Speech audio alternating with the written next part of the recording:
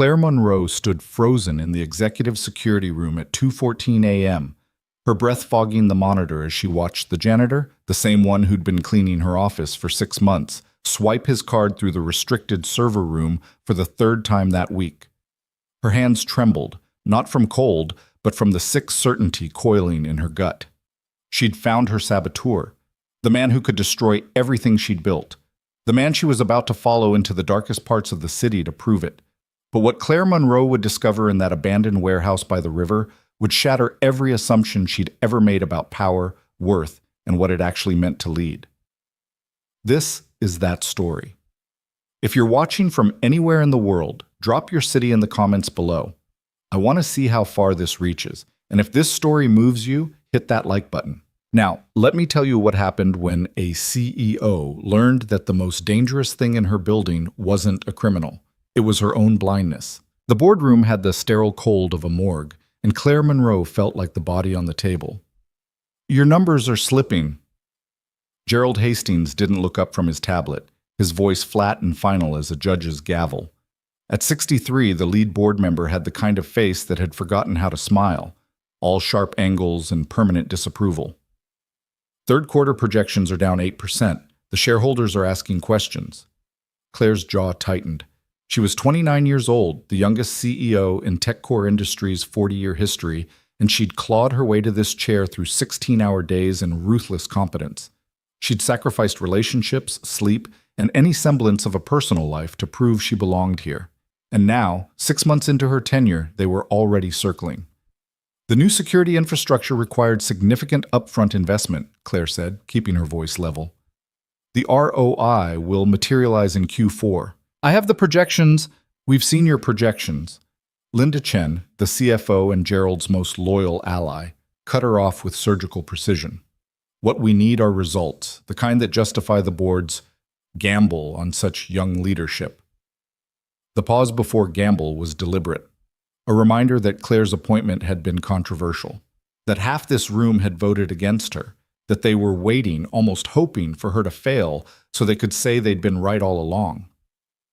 Claire felt the familiar burn of anger in her chest, the same fire that had pushed her through NYT at 20, through her MBA at 23, through the brutal climb up TechCore's ranks, while men twice her age questioned every decision she made. She'd learned early that the world didn't give young women the benefit of the doubt. You had to be perfect. You had to be untouchable. "You'll have your results," Claire said, meeting Gerald's eyes with the kind of cold certainty that had earned her the nickname Ice Queen among the junior staff. By end of quarter, Gerald's expression didn't change. "See that we do." The meeting ended with the kind of silence that felt like a threat. Claire's office occupied the 42nd floor, a corner suite with floor-to-ceiling windows that turned the city into a glittering carpet far below. She'd worked until midnight, then 1 a.m., reviewing every department's performance metrics, looking for inefficiencies, for fat to trim, for anything that could boost those numbers before the board's next review. At 1:47 a.m., her eyes burning from screen glare, she'd finally admitted defeat for the night.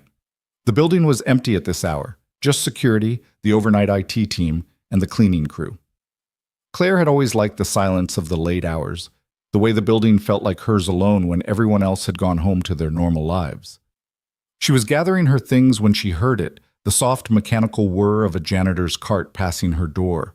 Claire glanced up, catching a glimpse of the man pushing it. Mid-30s, she guessed, dark hair that needed a cut, broad shoulders under the gray maintenance uniform, and a face that seemed designed to be overlooked. She'd seen him before. He was on the late shift, always there when she worked past midnight, always moving with that same quiet efficiency. She'd never bothered to learn his name. The cart disappeared down the hallway, and Claire turned back to her desk, reaching for her phone. That's when she noticed it. Her office door, which she always locked when she left, even for a moment, was slightly ajar, just an inch, just enough. Her pulse quickened. She was meticulous about security, borderline paranoid about it. She never left that door unlocked. Claire moved to the doorway and peered down the hall.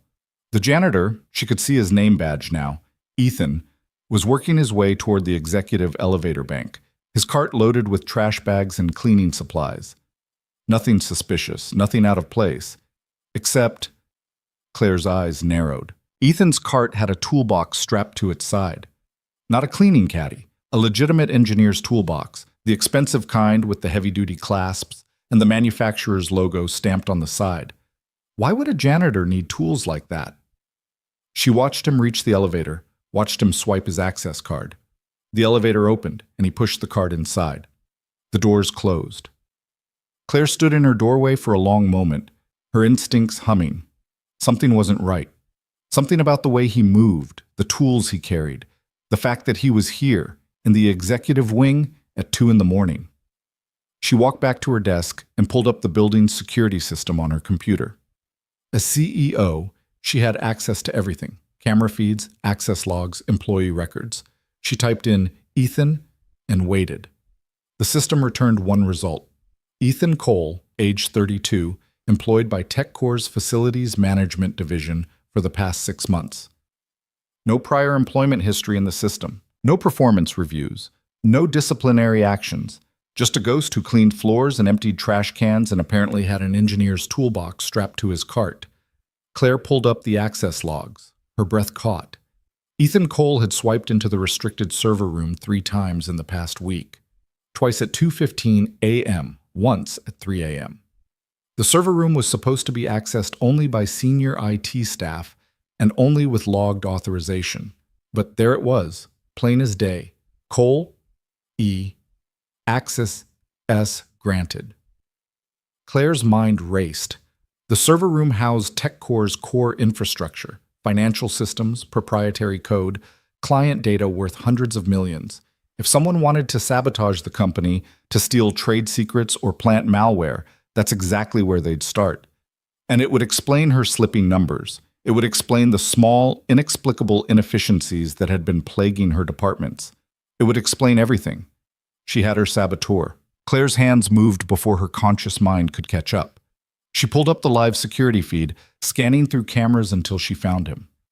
There, Ethan Cole, pushing his cart out of the elevator on the 37th floor, moving toward the server room, at 2:14 a.m., exactly on schedule. Claire grabbed her coat and her phone. She didn't call security, didn't call the police. If she was wrong, if there was some innocent explanation, she'd look paranoid and weak, exactly the image she couldn't afford with the board already questioning her leadership. But if she was right, if she caught him in the act, she'd have her proof. She'd have her scapegoat. She'd have her way out. Claire moved fast, taking the stairs instead of the elevator, her heels clicking against concrete in the empty stairwell.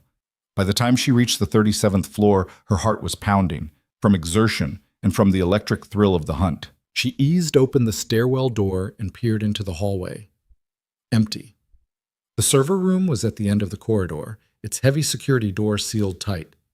Claire crept forward, staying close to the wall, her phone ready to record if needed. She could hear something now, a soft mechanical sound, rhythmic and precise. She reached the server room door. It was closed, the electronic lock showing red. But she could hear movement inside, the click and whir of equipment being manipulated. Claire's finger hovered over her phone's emergency dial. One call and security would be here in 90 seconds. One call and this would be over. But something made her hesitate. The sounds coming from inside the server room weren't frantic or furtive. They were methodical, professional, like someone who knew exactly what they were doing and had every right to be doing it. Claire pressed her ear to the door, listening. "Yeah, that coupling's shot," she heard Ethan's voice, muffled but clear. "Gonna need to replace it before it takes out the whole cooling system. Hand me the 7/16." A pause. "Thanks, sweetheart. You're getting good at this." Claire's blood ran cold. There was someone else in there. A child by the sound of it. What the hell was going on? The sounds continued for another minute, tools clicking, Ethan's voice offering quiet instructions, a younger voice asking questions. Then silence. Claire pulled back from the door just as it opened. Ethan emerged, his toolbox in one hand, and beside him, holding his other hand, was a girl. Maybe 8 years old, dark hair pulled back in a messy ponytail, wearing an oversized coat and shoes that had seen better days. She looked up at Ethan with complete trust, with the kind of devotion Claire had only seen between a daughter and her father. Ethan's eyes met Claire's. For a heartbeat, neither of them moved.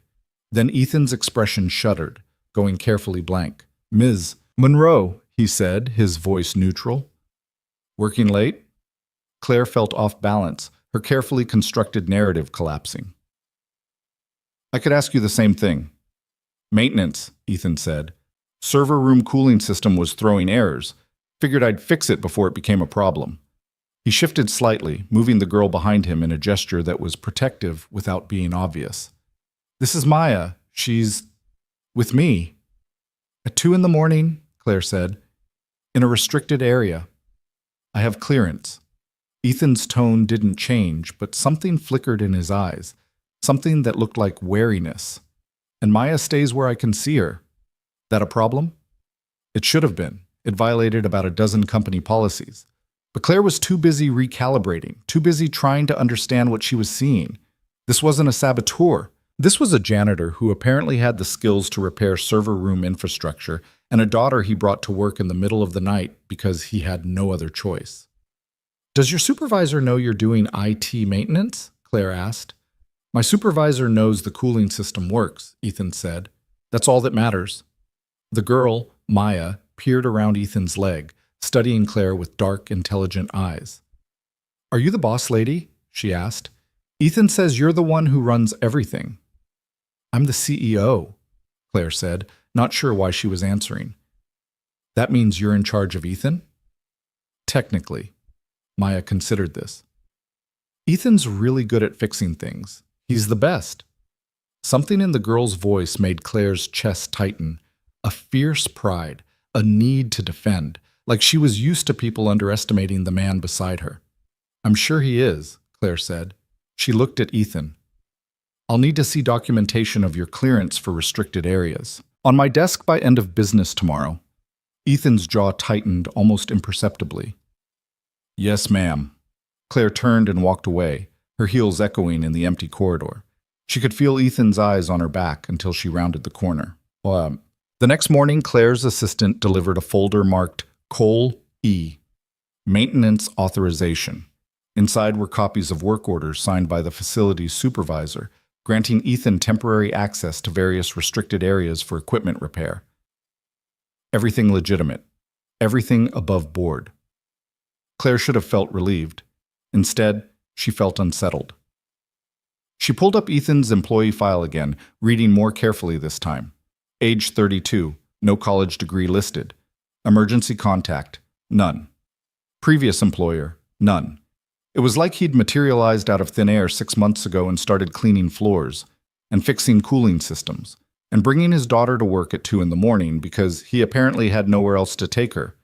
Claire picked up her phone and called HR.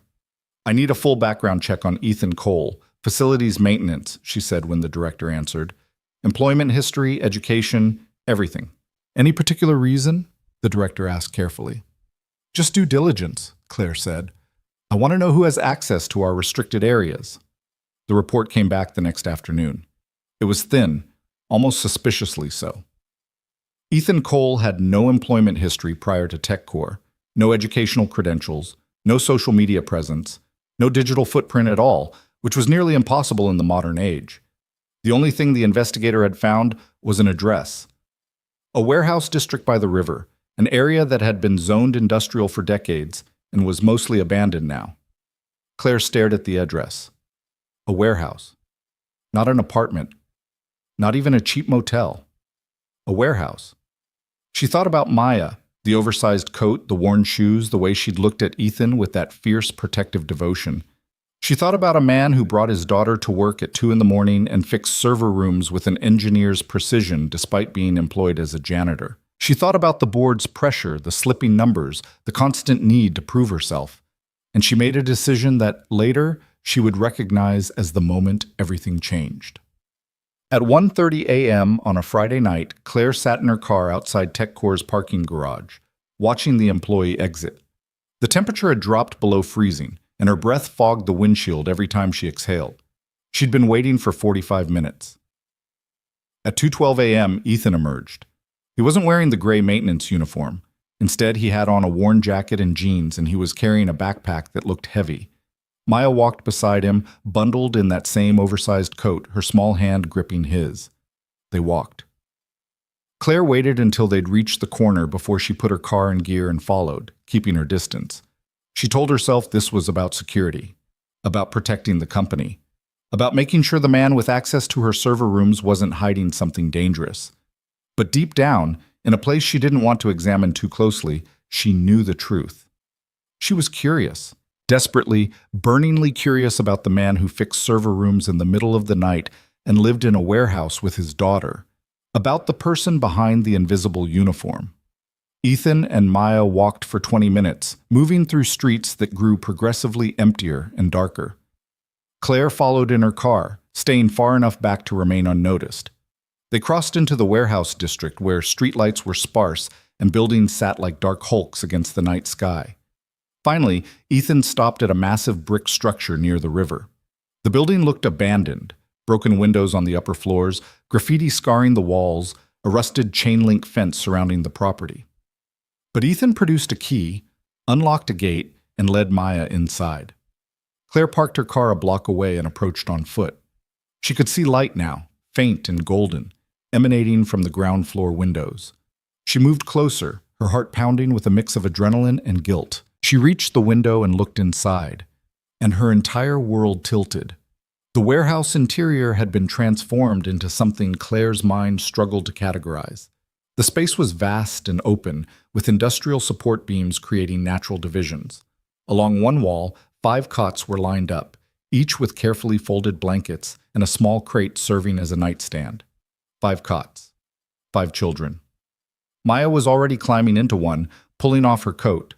The other 4 were occupied by sleeping girls of varying ages. The oldest looked maybe 12, the youngest couldn't have been more than 5.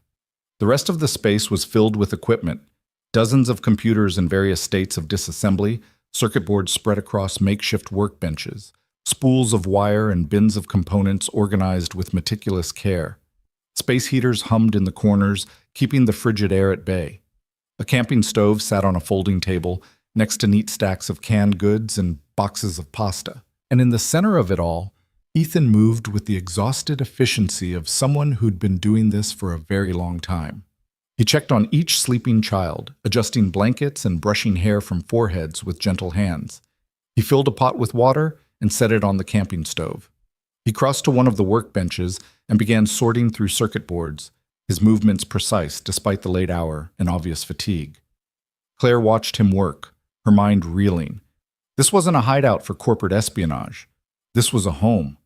A secret, desperate, impossible home for 6 people who had nowhere else to go. She didn't know how long she stood there. 5 minutes, 10, 20. Time felt strange, compressed, and expanded simultaneously. She watched Ethan heat soup, watched him wake Maya gently to make sure she ate something, watched the tender care he took with each small detail of their lives. And then she watched him return to the workbench, his shoulders sagging with exhaustion, and begin repairing circuit boards with the kind of skill that spoke of years of training. Professional training. The kind you didn't get from cleaning floors. Claire's phone buzzed in her pocket. She ignored it, unable to look away. Ethan worked for an hour, maybe more.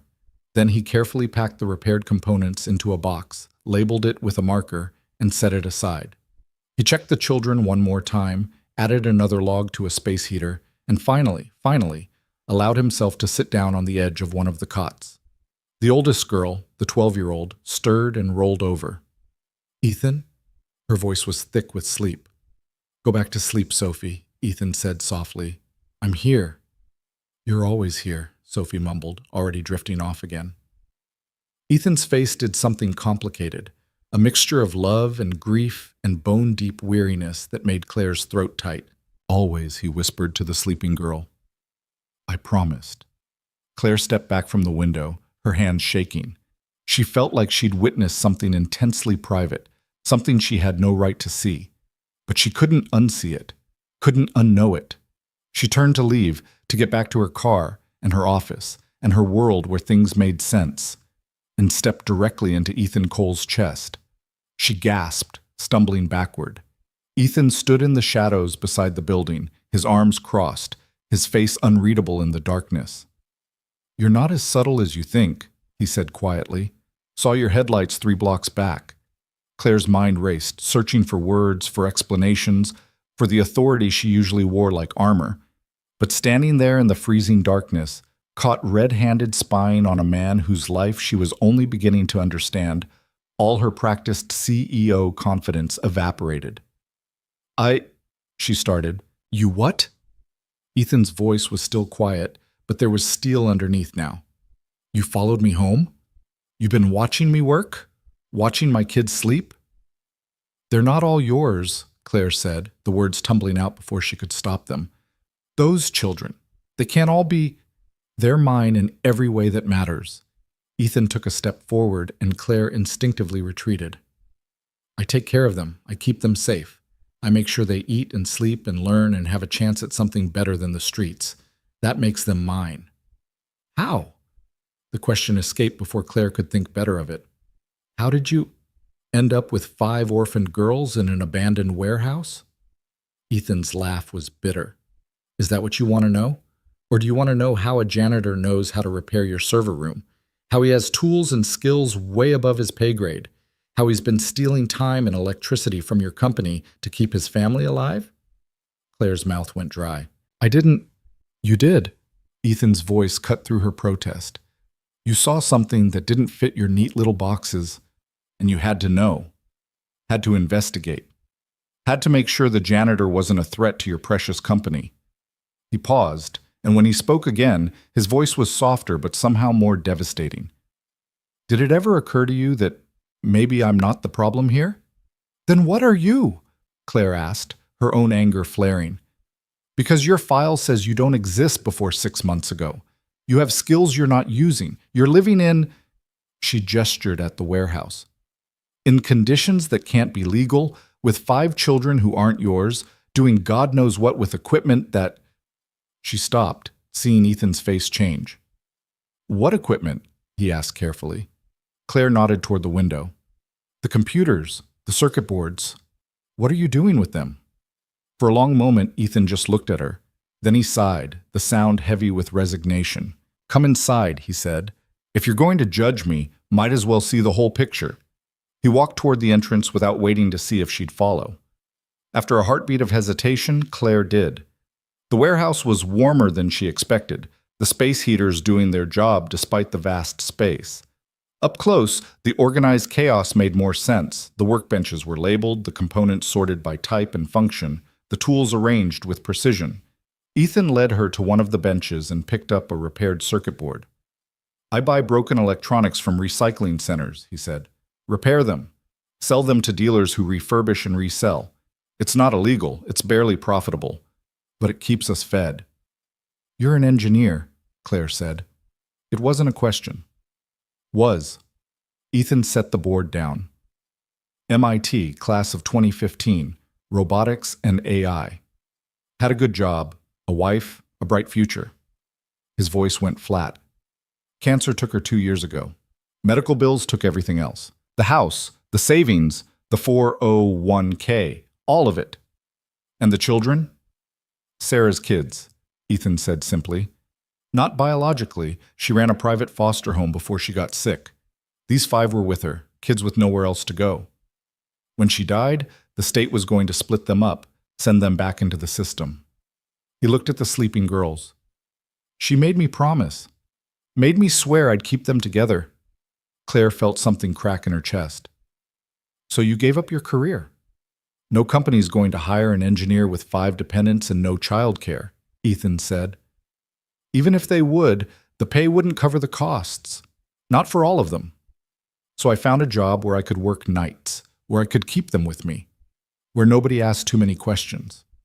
He met Claire's eyes. I found invisible work, the kind where nobody notices you or cares what you do as long as the trash gets emptied. The server room, Claire said slowly, the cooling system. That wasn't in your job description. No, Ethan agreed, but I saw the error codes, saw it was going to fail.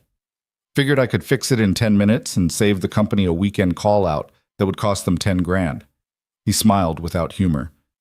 Guess I should have just let it break. Claire looked around the warehouse, at the sleeping children, at the makeshift home, at the evidence of relentless work and desperate dignity.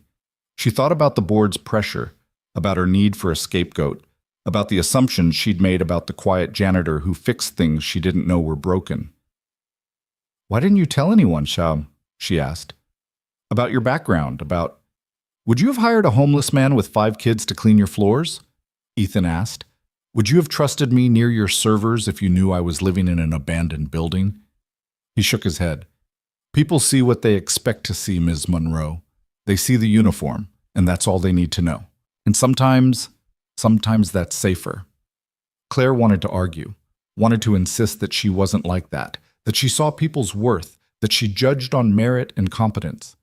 But the lie died in her throat, because she had seen the uniform, had seen the janitor and stopped looking, had never bothered to learn his name until she suspected him of something, had followed him through the streets like a criminal instead of asking him a single direct question. "I need to go," Claire said, her voice rough. Ethan nodded, unsurprised. "You going to report this? Get us evicted? Call child services?" The questions were asked without heat, as if he was genuinely curious about what form the next disaster would take. "I don't know," Claire admitted, and it was the most honest thing she'd said all night. She left the warehouse and walked back to her car in the freezing darkness. Her hands were shaking as she started the engine, but not from the cold.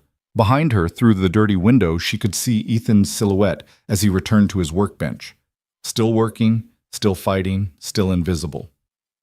Claire drove back to her empty penthouse apartment, took a scalding shower that didn't warm her, and lay awake until dawn, staring at the ceiling and seeing 5 cots lined up against a warehouse wall. Seeing the face of a man who'd given up everything to keep a promise. Seeing, for the first time in a very long time, something her expensive education and ruthless ambition had never taught her to recognize: the real cost of survival. And the question that haunted her through the sleepless hours: what would she have sacrificed if she'd loved anyone as much as Ethan Cole loved those children? Monday morning arrived with the cold precision of a blade. Claire sat in her office, the weekend's revelations churning in her mind. She'd spent 2 days trying to rationalize what she'd seen, trying to fit it into a framework that made sense with her responsibilities as CEO. She had obligations to the company, to the shareholders, to the dozens of regulations and policies that governed corporate behavior. Ethan Cole was living in an abandoned warehouse with 5 children who weren't legally his. He was using company resources, electricity, time, access, for personal purposes. He'd falsified his employment application by omission, hiding his qualifications and his circumstances. By any objective standard, she should fire him, should report the situation to the authorities, should protect TechCore from the liability of an employee operating so far outside normal parameters. But every time she reached for the phone, she saw Maya's face, saw the fierce pride in Sophie's sleepy voice, saw the meticulous care Ethan took with every detail of their impossible life. Claire's intercom buzzed. "Miss Monroe? Gerald Hastings is here to see you." Claire's stomach dropped. The lead board member didn't make social calls. "Send him in." Gerald entered with the air of a man who held all the cards and knew it. He didn't bother with pleasantries. "We have a problem," he said, settling into the chair across from Claire's desk. "A significant problem with our Q3 financials." Claire kept her face neutral. "I'm aware the numbers are below projections." "They're not just below projections," Gerald interrupted. "There are discrepancies. Money moving through accounts that shouldn't be accessing those funds. Small amounts, but consistent. The auditors flagged it Friday." Claire's pulse quickened. "What kind of discrepancies?" "The kind that suggest either incompetence or malfeasance," Gerald said coldly. "The board is launching a formal investigation." "And Claire?" He leaned forward. "Given your position and access, you're at the top of the list of people we'll be examining." The implication was clear. The board wasn't just investigating the financial irregularities. They were investigating her, building a case to remove her if they found the slightest justification. "I have nothing to hide," Claire said. "Then you have nothing to worry about." Gerald stood. "The investigators will be here Wednesday. I suggest you prepare accordingly." He left, and Claire sat in the sudden silence, her mind racing. Financial irregularities, money moving through unauthorized channels. She pulled up TechCore's financial systems, her fingers flying across the keyboard. She had full access, one of the privileges and burdens of her position. She traced through the flagged accounts, following the digital trail. The amounts were small, a few hundred here, 1,000 there, spread across dozens of transactions over the past 3 months. Not enough to trigger automatic alerts, but enough to add up to a significant sum when combined. And all of it had been moved using administrative access codes, codes that only a handful of people possessed. Claire's blood ran cold as she traced the authorization trail. The transactions had been masked, buried under routine operational transfers, but they all originated from the same source: Executive Administrative Access. Level 5 clearance. Claire had Level 5 clearance. So did the CFO, the COO, and 3 senior VPs. One of them was stealing from the company, and the board thought it was her. Claire worked through the night, tracing every transaction, building a timeline. By dawn, she had her answer. The transactions all occurred during weekend hours. All were authorized using codes that belonged to Linda Chen, the CFO, Gerald Hastings' closest ally. But the IP addresses told a different story. The authorizations weren't coming from Linda's office or home. They were coming from the building's internal network, from inside TechCore itself, from the server room on the 37th floor. Claire sat back, her mind clicking through the implications. Someone with physical access to the server room was using Linda's credentials to move money. Someone with technical skills and knowledge of the system architecture. Someone who worked nights when the building was empty. Someone invisible. The realization hit her like a fist to the chest. They were going to blame Ethan. He had the access, had the skills, had the perfect cover as someone nobody paid attention to. And when the investigators dug deeper, they'd find his background, or lack thereof. They'd find the desperate circumstances. They'd find the motive. And Claire had handed it to them by requesting his background check, by flagging him as someone worth investigating. She'd been so busy seeing him as a potential saboteur that she'd made him the perfect scapegoat for whoever was actually stealing from the company. Claire grabbed her phone and called security. "This is Monroe. I need the access logs for the server room on 37 for the past 3 months. Everything, every entry and exit." The logs came through in minutes. Claire spread them across her screen, cross-referencing with the financial transaction timestamps. There. Every weekend transaction corresponded with a server room access, but the entries weren't Ethan's. The access codes belonged to someone else, someone who had legitimate business in that room, someone who'd been using the weekend access to cover his tracks. Marcus Webb, Senior VP of Systems Integration, 47 years old, with the company for 12 years, and Gerald Hastings' golf partner. Claire pulled up Webb's file. Spotless record. Excellent reviews. No red flags. Except for one thing, a notation from HR buried deep in his file. A warning from 3 years ago about inappropriate use of company credentials, resolved internally with a reprimand. The kind of thing that suggested he knew how to manipulate the system. Claire's hands trembled as she assembled the evidence. She had him, had the proof that would clear her name and expose the real thief. But she had a bigger problem. The investigation started Wednesday. The auditors would find the same trail she had, and they wouldn't stop at Marcus Webb. They'd trace every transaction, examine every access log, interview everyone with clearance. They'd find Ethan's late-night server room visits. They'd question his credentials, his access, his presence in restricted areas. And even if Claire could prove he wasn't involved in the theft, the exposure would destroy the careful invisibility that kept his family safe. Child services would be called. The warehouse would be condemned. The girls would be split up and sent into the system. Ethan would lose everything. Claire stared at the evidence on her screen, then at the phone in her hand. She could protect herself, could expose Marcus Webb and secure her position, could let the investigation run its course and trust that justice would sort out the innocent from the guilty. Or she could protect the man who'd never asked for her protection, who'd given up everything to keep a promise, who fixed the systems that kept her company running and never asked for recognition or reward.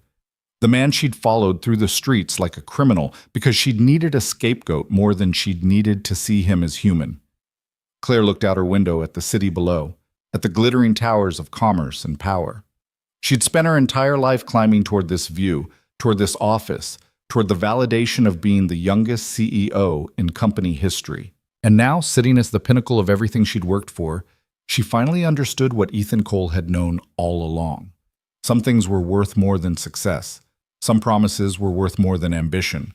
Some people were worth more than positions. Claire picked up her phone and made a call that would change everything. Security, I need you to seal the server room on 37 immediately. No access until further notice. She paused.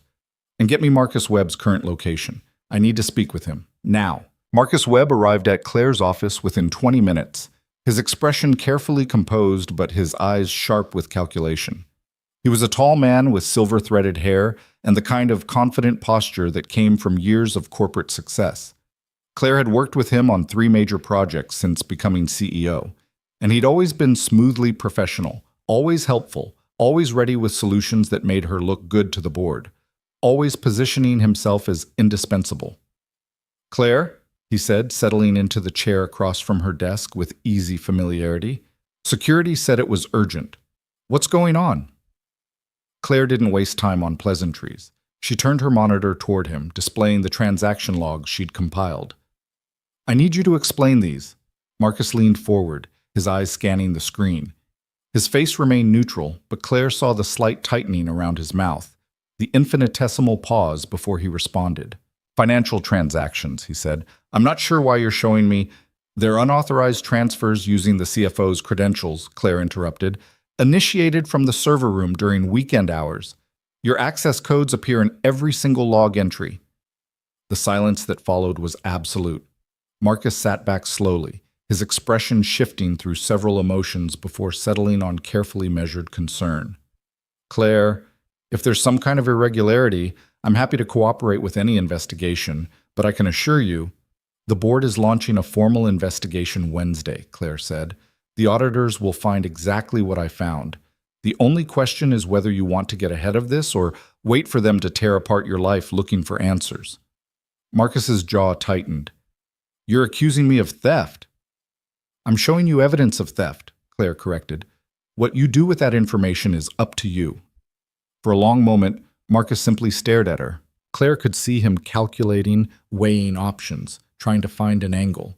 Finally, he smiled, a thin, bitter expression. "You're smarter than I gave you credit for," he said. "Gerald thought you'd be too focused on defending yourself to look elsewhere." The casual admission hit Claire like a slap. "Gerald knew?" "Gerald suggested it," Marcus said. He stood, walking to the window with his hands clasped behind his back. Not explicitly, of course. He's too careful for that. But he made it very clear that the board needed justification to remove you.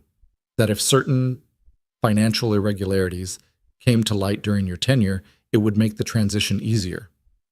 Claire's hands clenched. "So you stole from the company to frame me." "I borrowed funds through creative accounting," Marcus corrected. "Small amounts, carefully structured to avoid detection. The plan was to restore everything once you were removed, and I was promoted to interim CEO." He turned to face her. "And it would have worked perfectly if you hadn't been so paranoid about your precious janitor." Claire's blood went cold. "What?" "The background check you requested," Marcus said. "The access log reviews. Your assistant mentioned you were concerned about unauthorized server room access. I assumed you'd discovered my activities." He smiled. "Imagine my relief when I realized you were investigating the cleaning crew instead of your own executive team." The pieces clicked together with sickening clarity. Marcus had known about her investigation into Ethan, had known she was looking at the server room logs, had probably planned to redirect suspicion toward Ethan if his own activities came to light. "You were going to blame him," Claire said quietly.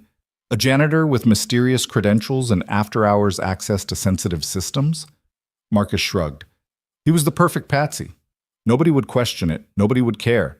He's invisible." The casual cruelty of it made Claire's vision blur with rage, but she kept her voice level, professional. "You have 2 choices. Resign immediately and make full restitution, or I present this evidence to the board and the authorities Wednesday morning." Marcus laughed, a genuine sound of amusement. "And implicate yourself in the process?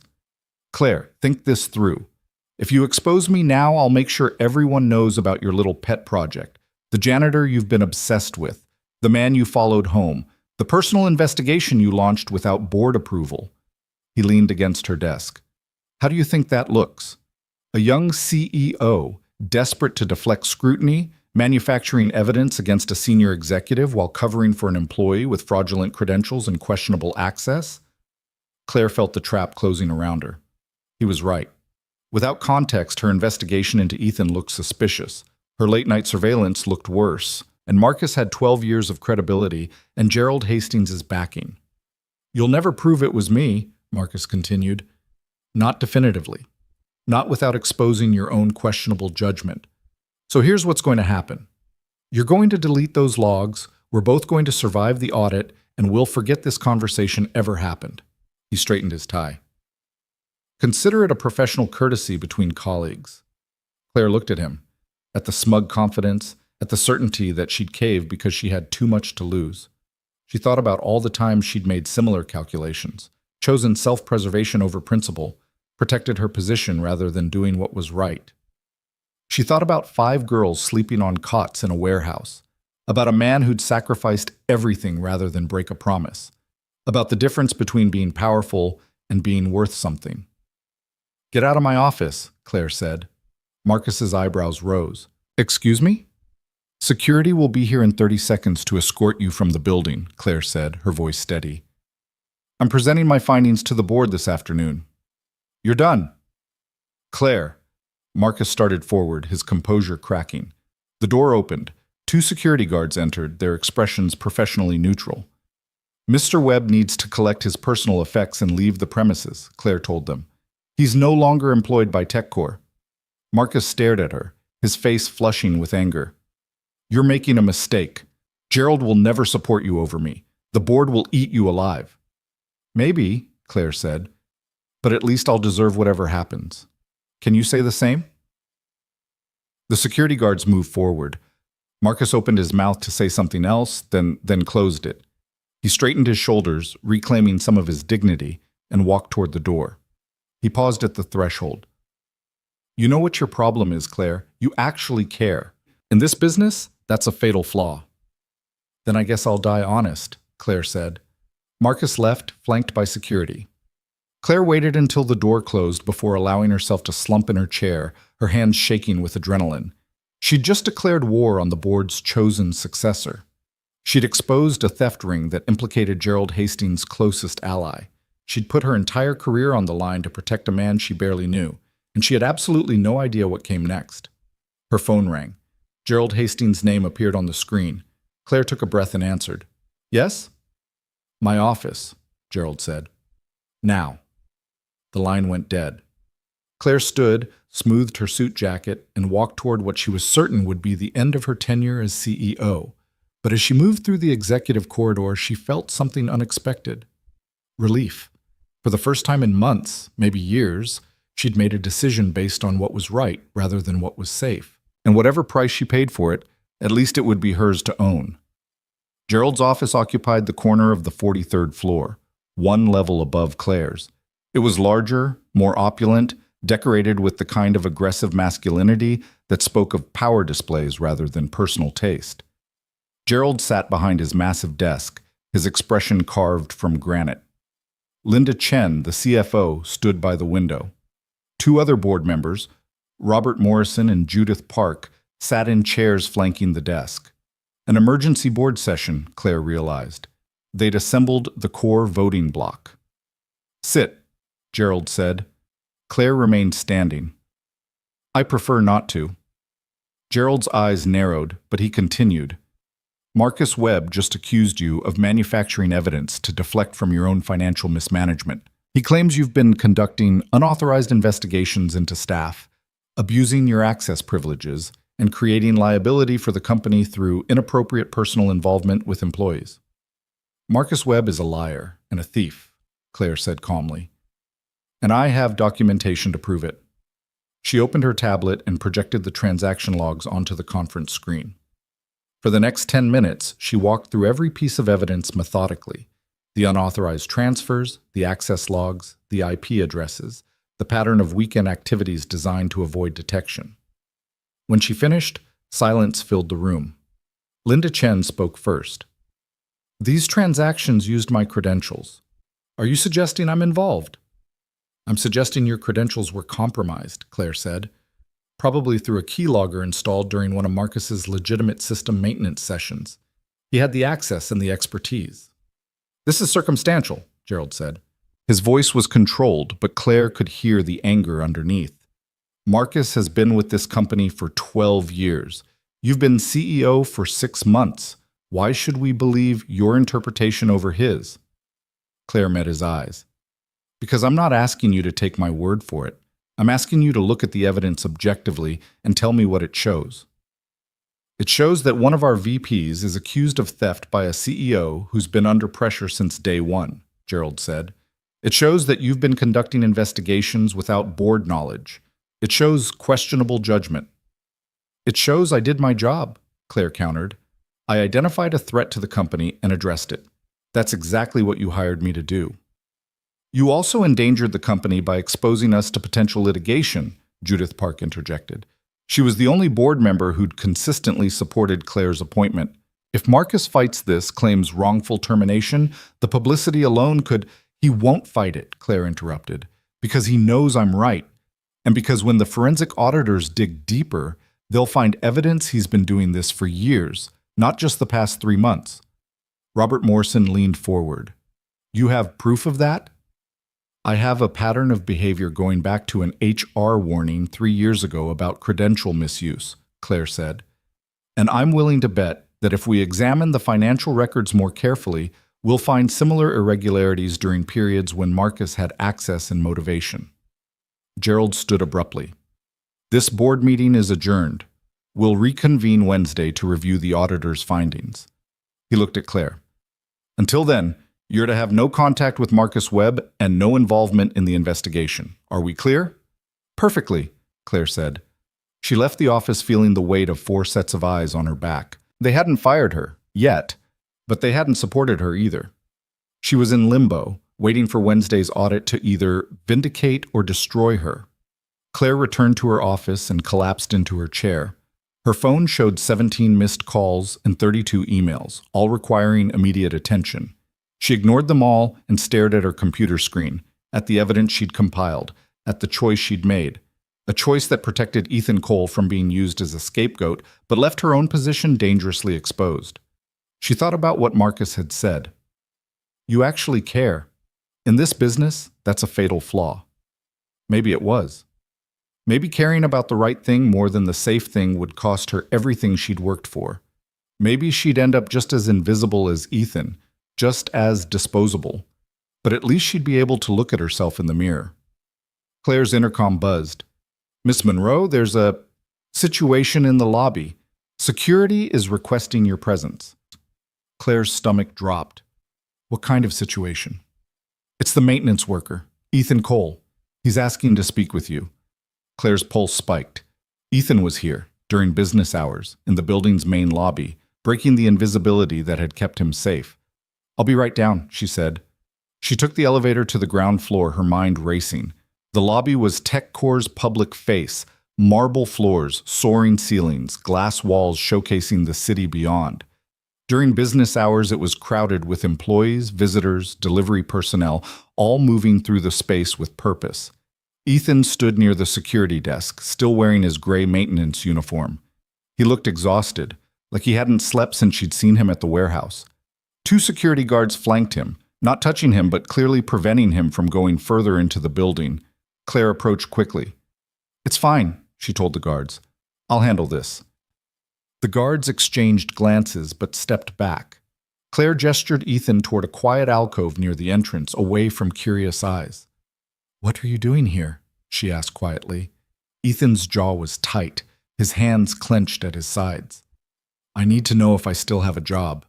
Claire blinked. What? I got called into my supervisor's office this morning, Ethan said. He said there's an investigation, that my access privileges are under review, that I might be implicated in financial irregularities. His voice remained level, but Claire could hear the fear underneath. So I need to know. Am I fired? Because if I am, I need to start looking for work today. I can't afford even a week without income. Guilt crashed over Claire like a wave. Her investigation, her confrontation with Marcus, it had triggered automatic security reviews. Reviews that had flagged Ethan's unusual access patterns and credentials. "You're not fired," Claire said quickly. "The investigation isn't about you. It's about—" She paused, aware of the open lobby, the possibility of being overheard. "Can we talk somewhere private?" "I don't have clearance for the executive floors anymore," Ethan said. "They suspended my access this morning." Of course they had. Standard protocol during security reviews, which meant Ethan couldn't do his job, couldn't access the areas he cleaned, couldn't maintain the systems he'd been keeping running, couldn't be invisible anymore. "Come with me," Claire said. She led him outside into the cold morning air. They walked half a block to a small park, really just a triangle of concrete with a few benches and struggling trees, and sat down. "The investigation is about Marcus Webb," Claire said. "Senior VP of Systems Integration. He's been stealing from the company using falsified credentials. I discovered it over the weekend and confronted him this morning."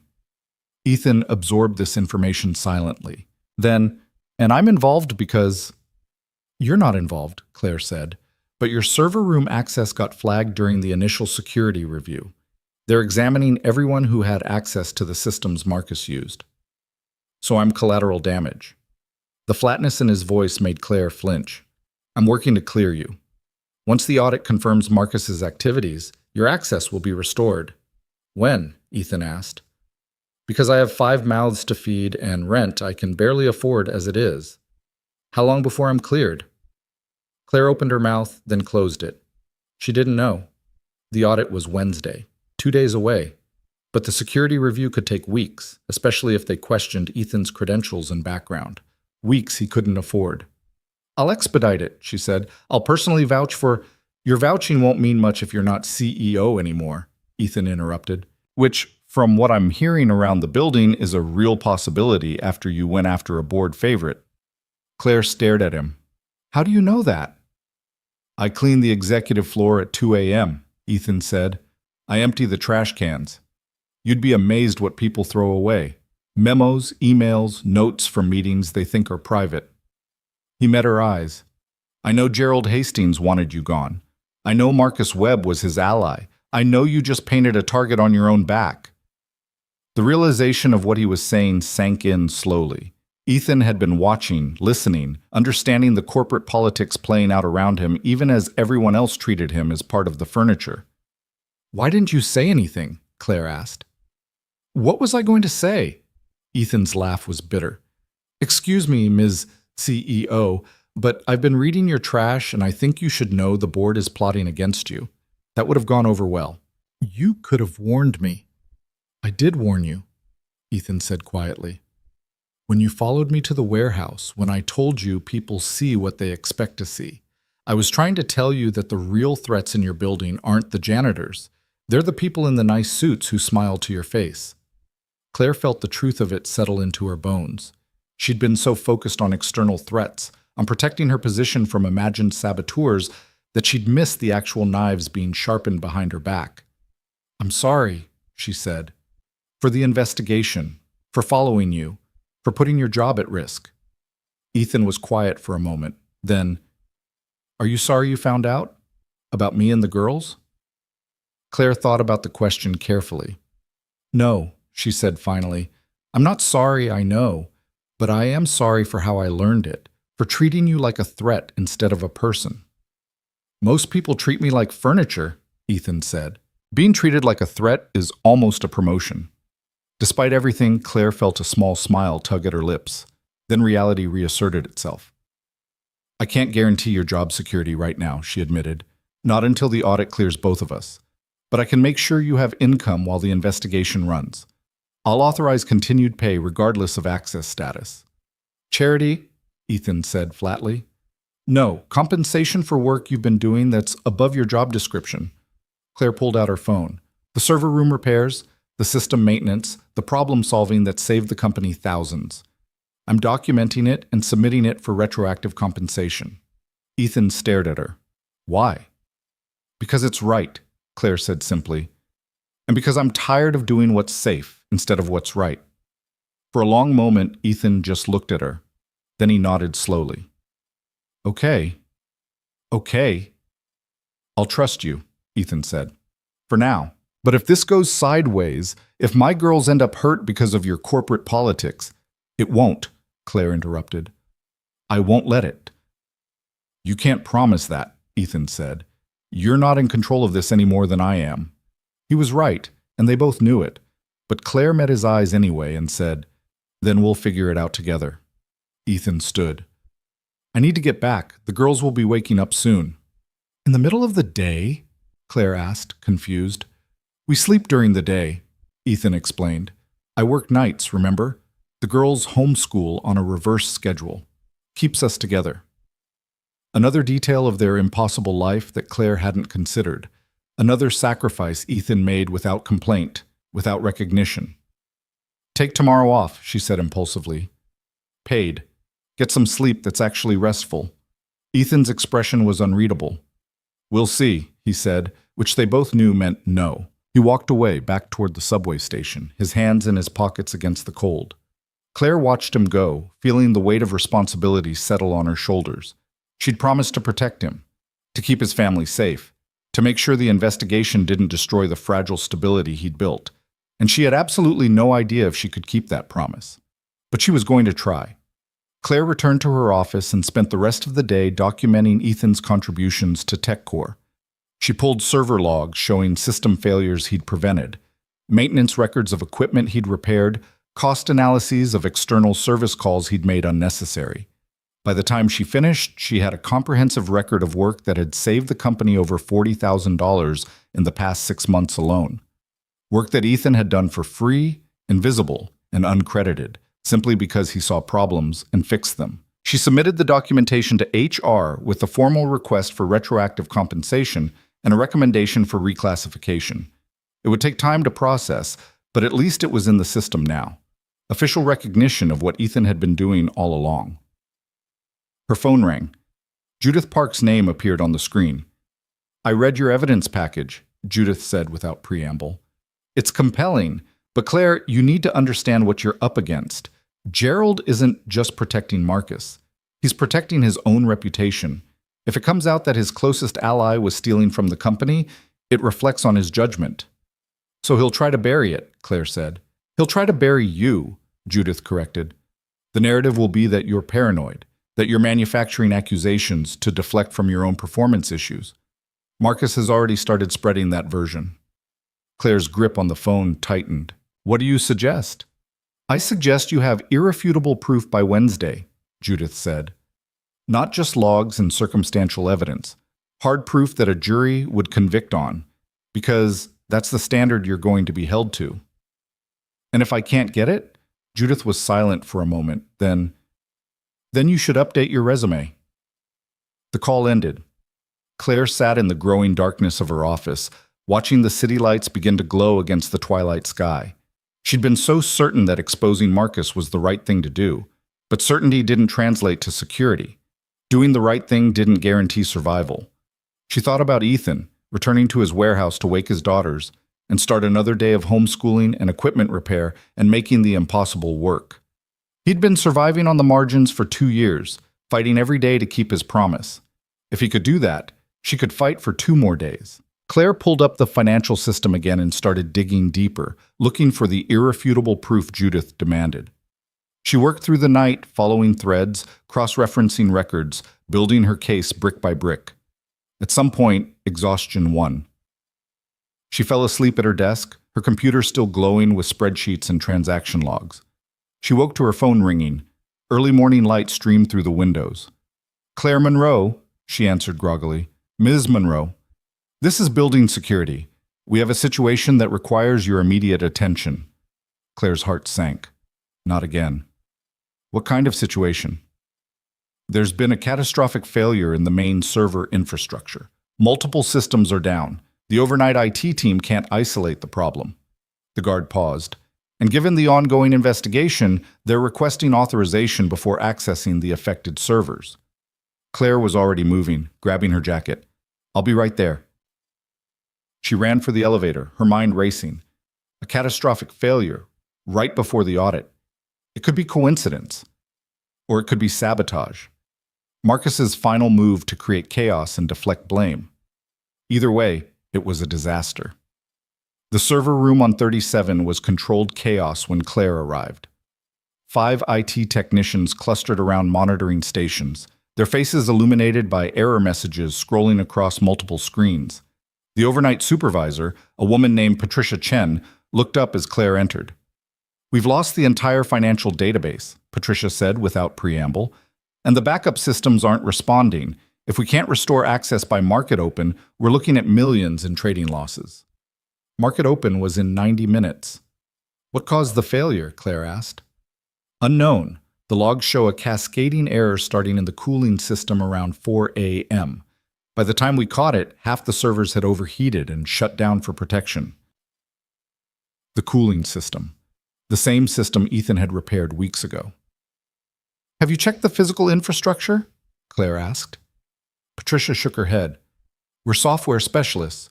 We don't have authorization to access the mechanical systems during an investigation."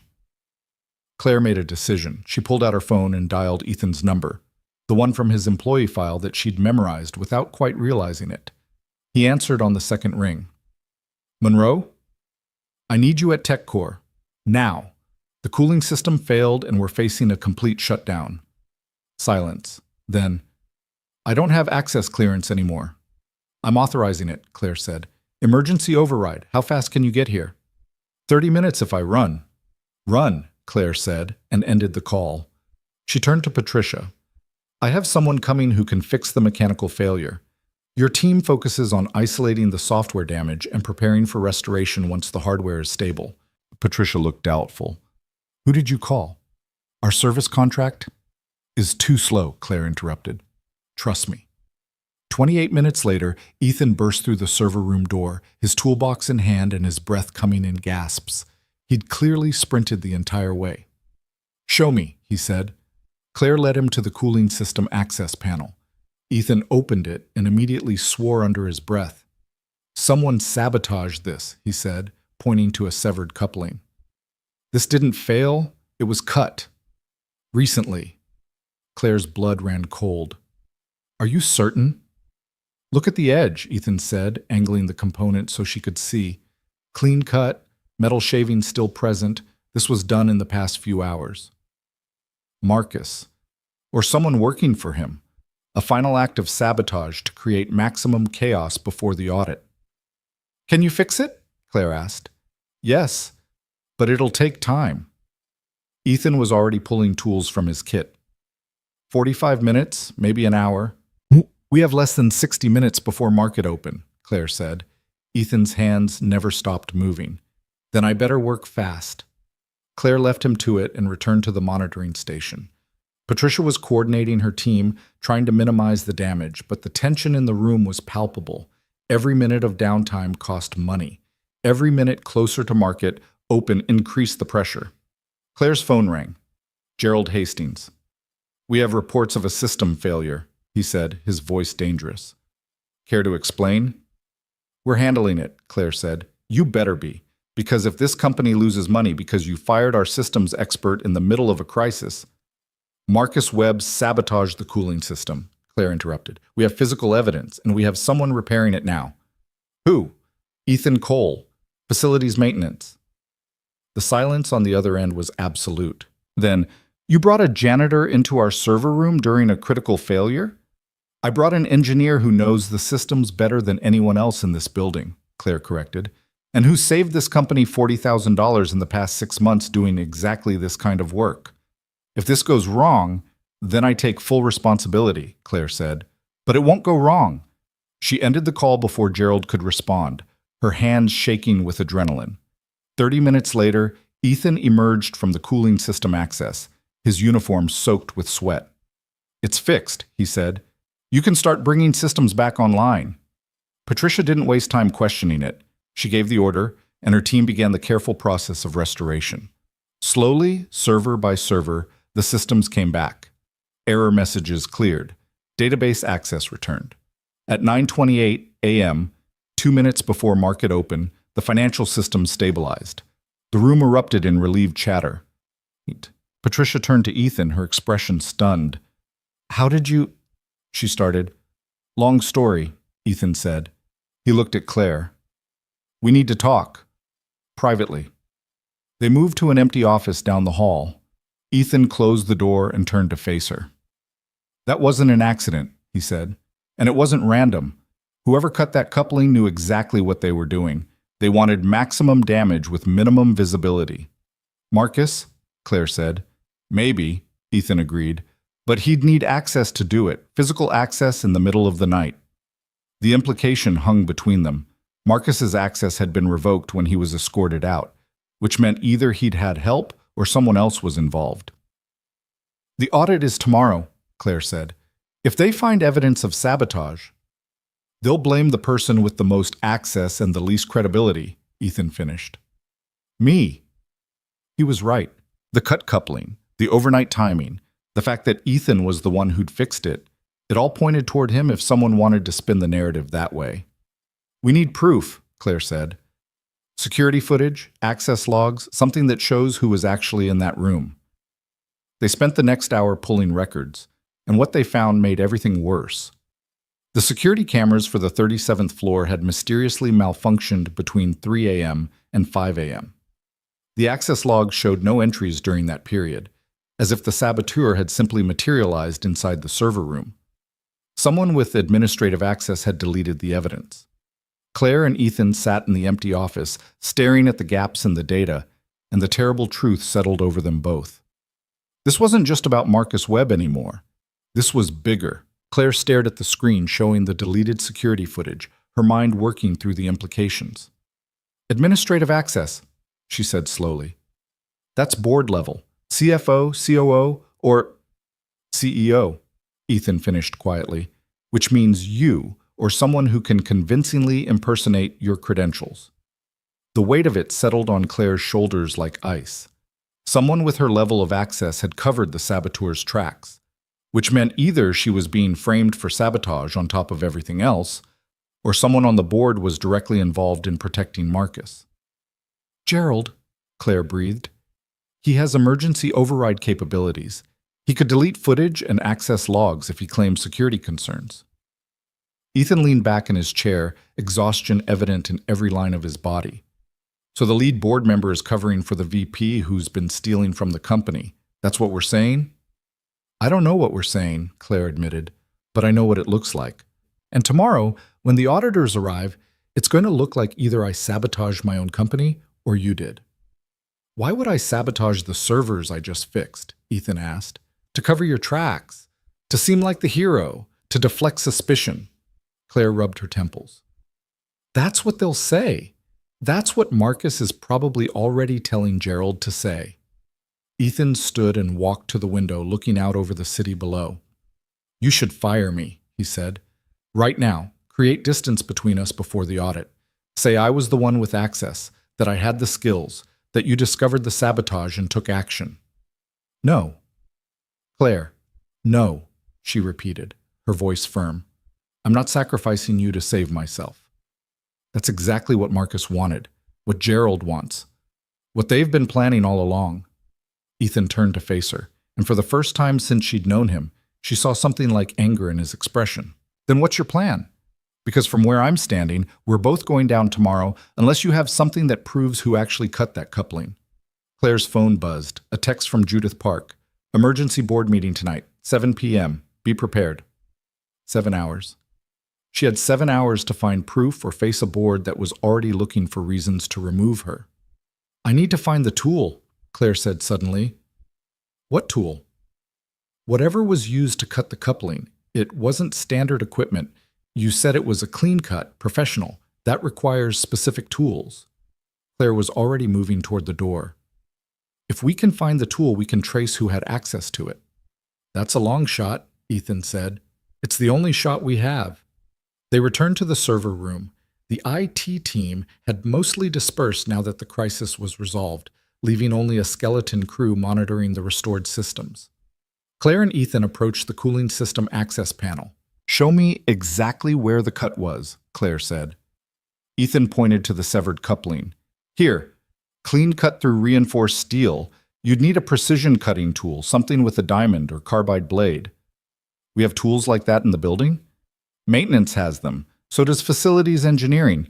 Probably 5 or 6 sets scattered across different departments.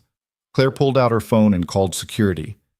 I need an inventory of all precision cutting tools in the building, every department, every storage locker, and I need to know which ones were checked out in the past 24 hours.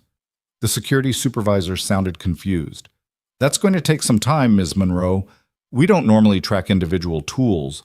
Then start tracking them now, Claire interrupted. I need that list in 2 hours. This is a direct order. She ended the call and turned back to Ethan. If someone took a tool to sabotage the system, they either returned it or they still have it. Either way, there'll be a record. Unless they brought their own, Ethan pointed out, then we're looking for someone who has professional engineering tools and building access in the middle of the night. Claire met his eyes. How many people fit that description? In this building, dozens. Contractors, maintenance staff, engineering consultants. Ethan paused. But how many of them also have administrative access to delete security footage? The answer hung between them. Very few. Claire's phone rang again. This time it was Patricia Chen, the overnight IT supervisor. Ms. Monroe, I found something you need to see, Patricia said. It's about the system logs from last night. Claire and Ethan hurried to Patricia's workstation. The supervisor pulled up a screen filled with code and timestamps. I was reviewing the recovery process and noticed something odd, Patricia explained. The cooling system failure triggered automatic alerts at 4:07 a.m. But there's another entry in the system log at 3:42 a.m. before the failure. What kind of entry? Claire asked. Someone ran a diagnostic on the cooling system, a manual diagnostic that requires physical access to the control panel. Patricia highlighted the relevant lines. The diagnostic completed normally, which means the system was functioning fine at 3:42. The failure happened 25 minutes later. So someone checked the system, confirmed it was working, and then sabotaged it, Ethan said. That's premeditation. Can you tell who ran the diagnostic? Claire asked. Patricia shook her head. The entry shows administrative credentials, but no specific user ID. Whoever did it knew how to mask their identity in the system. Claire felt frustration building. Every piece of evidence they found seemed to lead to another dead end, another layer of deliberate obfuscation. Her phone buzzed with an email from security. The tool inventory she'd requested. Claire scanned through the list quickly, her eyes catching on one entry. Precision cutting set, department, executive facilities, status, checked out November 15th, 11:30 p.m., not returned. 2 days ago. The night before the sabotage. Who checked it out? Claire demanded, calling security back. According to the log you did, Miss Monroe, the supervisor said carefully. Claire's blood went cold. That's impossible. I wasn't even in the building at 11:30 p.m. 2 nights ago. The system shows your access card was used to enter the executive facilities storage at that time, the supervisor said, and your authorization code was entered to check out the equipment. Someone had cloned her access card, had stolen her credentials, had set her up to take the fall for sabotage. Claire looked at Ethan, saw her own realization reflected in his face. This wasn't just about removing her as CEO anymore. This was about destroying her completely. Criminal charges, corporate theft, sabotage. Charges that would follow her for the rest of her life. I need to see the security footage from the facility's storage room, Claire said, from 11:30 p.m. on the 15th. There was a pause. That footage appears to be corrupted, Ms. Monroe. The file won't open. Of course it wouldn't. Whoever was orchestrating this had been thorough. Claire ended the call and turned to Ethan. They're framing me for everything, the theft, the sabotage, all of it. Then we need to prove where you actually were that night, Ethan said. Security logs from your apartment building, credit card transactions, anything that shows you weren't here. Claire thought back to 2 nights ago. She'd worked late at the office until around 8, then gone home, ordered takeout, worked on her laptop until midnight, fallen asleep on her couch, all alone. No witnesses, no alibi. I was home, she said quietly, by myself. There's no proof. Ethan was silent for a moment. Then, your laptop. If you were working on it at home, there will be network logs, login timestamps from your home IP address. That proves you weren't in the building. Claire grabbed her laptop from her office and pulled up her network activity logs. There, multiple entries showing she'd accessed TechCore's servers remotely from her home network between 8:30 p.m. and 12:15 a.m. on the night in question. "This proves I was home," she said, relief flooding through her. "I couldn't have checked out those tools." "It proves your laptop was at your home network," Ethan corrected gently. "A good lawyer would argue you could have left it there while you came to the building." He was right. The evidence was suggestive, but not conclusive. Not enough to overcome the physical evidence of her access card and authorization code being used. Claire sank into her chair, the weight of the situation crushing down on her. "I can't win this," she said. "Even if I prove Marcus was stealing, even if I show the sabotage timeline, they'll say I'm deflecting, that I'm trying to frame him because I got caught." "Then don't try to win," Ethan said. Claire looked up at him. "What?" "Stop trying to win the political game," Ethan explained. "You're never going to beat Gerald at his own game. He's been playing it for 40 years. He pulled up a chair and sat across from her. "But you can tell the truth, loud and public and impossible to suppress." "You're talking about going to the media," Claire said slowly. "I'm talking about going to the auditors directly, before the board meeting tonight. Give them everything you've found, the theft evidence, the sabotage timeline, the deleted footage, the cloned credentials. Make it official and on record before Gerald can spin the narrative." Claire's mind raced through the implications. That would be career suicide. The board would see it as going over their heads, undermining their authority. "You're already facing career suicide," Ethan pointed out. "This way, at least you go down fighting, and you make sure the truth is documented, even if they try to bury it later." He was right. She had nothing left to lose and everything to gain by forcing the investigation into the open. Claire pulled up the auditing firm's contact information. "The lead auditor is Rebecca Torres. She's supposed to arrive tomorrow morning, but maybe I can convince her to come in today." She placed the call. Rebecca Torres answered on the third ring, her voice professional and clipped. "Miss Monroe, I wasn't expecting to hear from you until tomorrow." "I need to move our meeting up," Claire said. "I have evidence of financial fraud and corporate sabotage that needs to be documented immediately." There was a pause. "That's a serious accusation." "I have serious evidence," Claire said, "and I believe there's an active attempt to suppress it. I need an independent audit started today before tonight's board meeting." Another pause, longer this time, then, "I can be there in 2 hours. But Ms. Monroe, once I start an official audit, I'm obligated to report my findings to the full board and relevant authorities. You understand that?" "I'm counting on it," Claire said. She ended the call and looked at Ethan. "It's done. No going back now." Ethan nodded slowly. "You know this might not save your job." "I know," Claire said, "but it might save you. If the audit finds proof of the frame-up, you're protected. Your access gets restored. Your record stays clean." "That's what you're worried about?" Ethan asked. "My record?"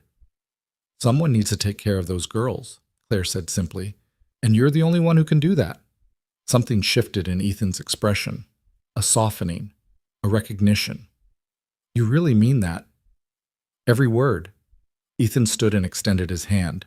"Then let's make sure we have everything ready when your auditor arrives." They spent the next 90 minutes compiling every piece of evidence they'd gathered. Marcus's theft transactions, the sabotage timeline, the deleted security footage, the cloned access credentials, the tool checkout records. Claire organized it all into a comprehensive file, cross-referenced and documented with the kind of meticulous detail that had made her a successful CEO. Rebecca Torres arrived exactly on time, a sharp-eyed woman in her 50s with steel gray hair and an expression that suggested she'd seen every corporate trick in the book. Claire led her to a conference room and presented the evidence methodically. Rebecca listened without interrupting, taking notes, occasionally asking pointed questions. When Claire finished, the auditor sat back and steepled her fingers. "This is extensive," she said, "and concerning. But I need to be clear about something, Ms. Monroe. Some of this evidence could implicate you as easily as Mr. Webb, or anyone else on the board." "I understand," Claire said. "That's why I'm bringing it to you now. I want an independent investigation, not a cover-up." "Even if that investigation concludes you're involved?" "Even then." Rebecca studied her for a long moment. Then she nodded. "All right. I'm opening an official audit effective immediately. I'll need access to your full financial systems, all personnel records, and cooperation from your IT department. You'll have it, Claire said, and I'll need to interview everyone involved, starting with you and Mr. Webb. Rebecca glanced at her notes. You said Mr. Webb was terminated yesterday? Escorted from the building, Claire confirmed. He doesn't have access anymore. Then I'll need his contact information, and I'll need to inform the board that an audit is underway. Rebecca checked her watch, which means your board meeting tonight is going to be very interesting. That was an understatement. Claire provided Rebecca with everything she needed, then returned to her office to prepare for what she knew would be the fight of her professional life. At 6:45 p.m., Claire walked into the executive boardroom. All 7 board members were present, their expressions ranging from concerned to hostile. Gerald sat at the head of the table, his face carved from granite. Ms. Monroe, he said coldly, we've received some disturbing information this afternoon. From Rebecca Torres, Claire said, taking her seat. The lead auditor I invited to begin an immediate investigation into financial irregularities and corporate sabotage. The temperature in the room dropped 10 degrees. You did what? Linda Chen demanded. I provided evidence to an independent auditor, Claire said calmly.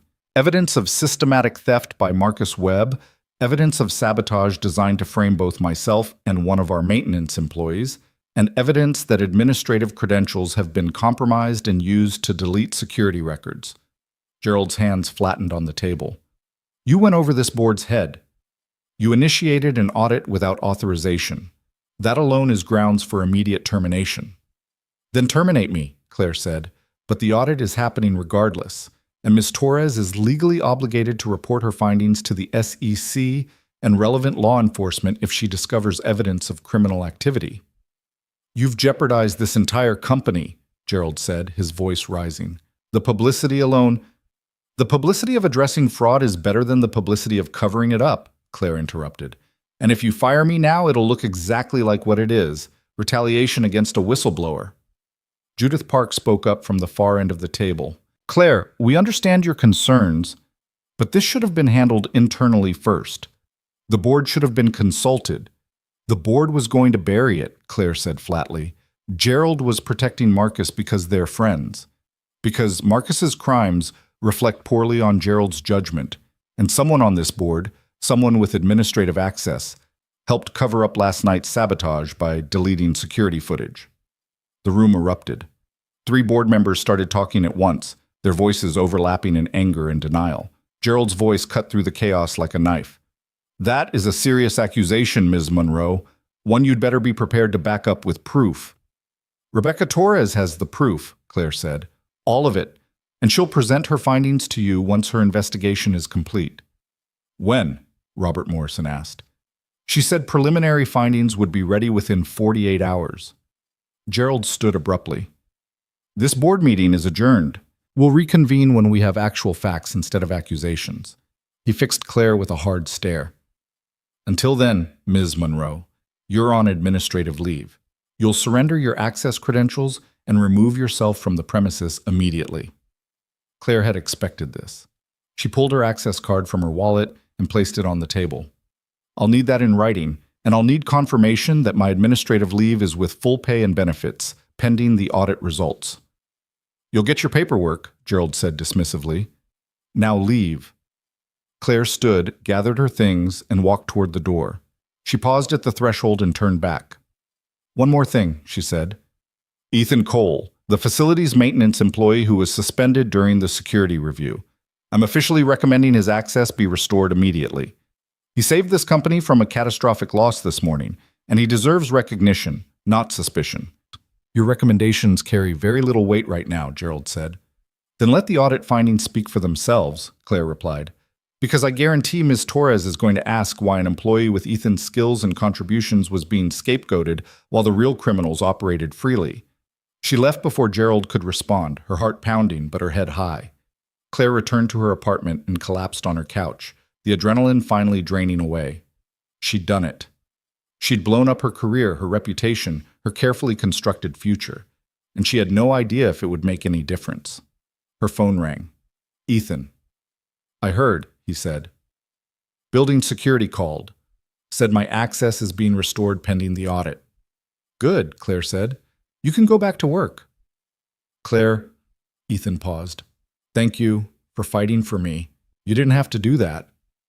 Yes, I did, Claire said. It was the right thing to do, even if it costs you everything. Claire thought about the question, about everything she'd worked for, everything she'd sacrificed to get to that corner office, about the fear of losing it all. And she thought about 5 girls sleeping on cots in a warehouse, about a man who'd given up everything to keep a promise, about what actually mattered when you stripped away the titles and the power and the pretense. Even then, she said quietly.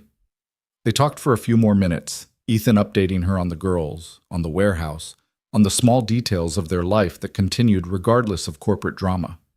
The conversation felt grounding, real, in a way that boardroom politics never had. When they hung up, Claire sat in her silent apartment and waited. 48 hours. That's all she had to wait for Rebecca Torres's preliminary findings. 48 hours to find out if telling the truth had been enough. The next morning, Claire woke to her phone ringing. Rebecca Torres. Miss Monroe, I need you to come to TechCore immediately, the auditor said. I found something. Claire's heart leaped. What did you find? Not over the phone. How fast can you get here? 30 minutes. Make it 20, Rebecca said, and hung up. Claire threw on clothes and raced to the building. Her access card had been deactivated, so she had to wait in the lobby for security to escort her up.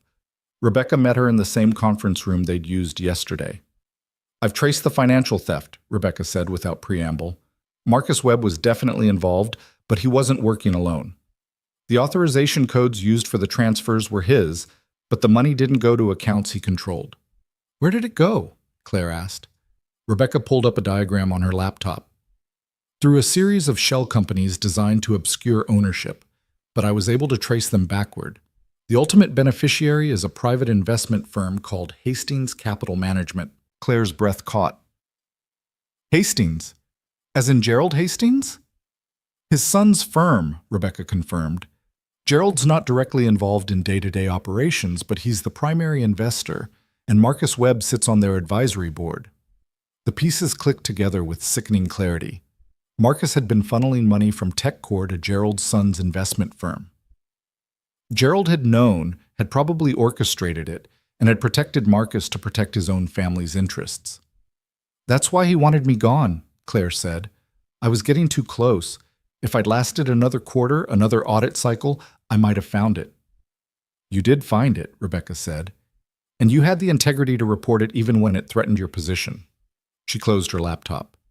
I'm presenting these findings to the full board this afternoon, and I'm recommending they immediately suspend Gerald Hastings pending a complete forensic investigation.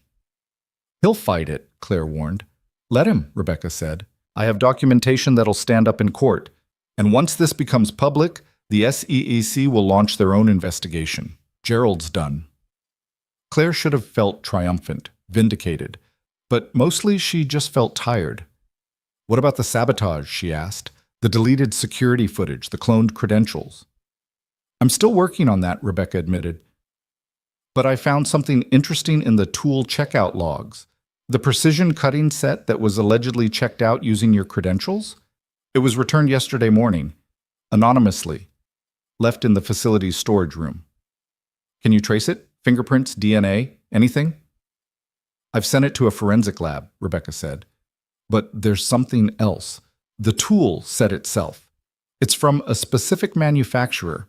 High-end professional equipment, very expensive. Only 3 sets like it in the building, and they're all accounted for in different departments. So the saboteur used their own tools, Claire said slowly, which means it wasn't an opportunistic act. They brought professional equipment specifically to sabotage the cooling system, and then tried to make it look like you'd checked out building equipment to do it, Rebecca finished, which suggests they didn't expect you to have an alibi. They expected you to be in the building that night. Claire's mind raced. I usually work late. Anyone who'd been watching my patterns would know I'm often here past midnight. But that particular night you weren't, Rebecca said. Why? Claire thought back, 2 nights ago. She'd left early, well, early for her, because she'd had a headache, had taken medicine and gone straight home. I wasn't feeling well, she said. I left around 8 instead of my usual midnight or later. Did anyone know you were leaving early? I told my assistant, and I sent an email to the executive team saying I was taking work home. Claire pulled out her phone and forwarded the email to Rebecca. Here, send at 7:53 p.m. Rebecca read the email. This went to the full executive team, including Marcus Webb. And Gerald Hastings, Claire added, and Linda Chen, and everyone else who might have been involved. So whoever sabotaged the system that night did it expecting you to be here, expecting you to be the natural suspect when the cooling system failed. Rebecca sat back. They didn't know you'd have an alibi. Which means the sabotage wasn't primarily about damaging the company, Claire said, the realization dawning. It was about framing me, making sure I'd be connected to both the theft and the sabotage. A comprehensive frame, Rebecca agreed. Discredit you, remove you, and bury the investigation into the real theft all in one move. Claire felt cold. The level of calculation, of malice, was stunning. Someone had been willing to risk catastrophic damage to the company just to destroy her. I need to know who returned those tools, Claire said. That's the key. Whoever returned them is either the saboteur or knows who is. I have security reviewing footage from the facility's storage area for the past 24 hours, Rebecca said. We should have results soon. They didn't have to wait long. An hour later, Rebecca's phone buzzed with a message. She read it, her expression hardening. They found him, she said. The person who returned the tools entered the facility's storage at 6:47 a.m. yesterday morning. The security camera got a clear shot of his face. Who? Claire demanded. Rebecca turned her phone so Claire could see the image. Marcus Webb. Claire stared at the photo. Marcus, carrying the tool set, looking directly at the camera with an expression of exhausted resignation. He'd returned to the building less than 12 hours after being escorted out, using credentials that should have been deactivated to return the evidence of his own sabotage. Why would he come back? Claire asked. Why return the tools at all? Guilt? Rebecca suggested. Or maybe he realized leaving them out there was more dangerous than returning them. Either way, this places him at the scene with the physical evidence. Claire's phone rang. Ethan. Turn on the news, he said urgently. Channel 7, now. Claire found a television in the conference room and switched it on. The local business news was running a breaking story. Former TechCore Industries executive Marcus Webb was found dead this morning in his apartment from an apparent suicide. Webb, who was terminated earlier this week amid allegations of financial impropriety, left a note confessing to systematic theft from his former employer. Sources say, Claire's legs gave out. She sank into a chair staring at the screen in shock. Marcus was dead. Rebecca was already on her phone, talking rapidly to someone. Claire couldn't process the words. All she could think about was Marcus in her office 3 days ago, smug and confident, Marcus escorting her out of the building. Marcus's face on the security footage, returning the tools with that look of weary defeat. Had he known then what he was going to do?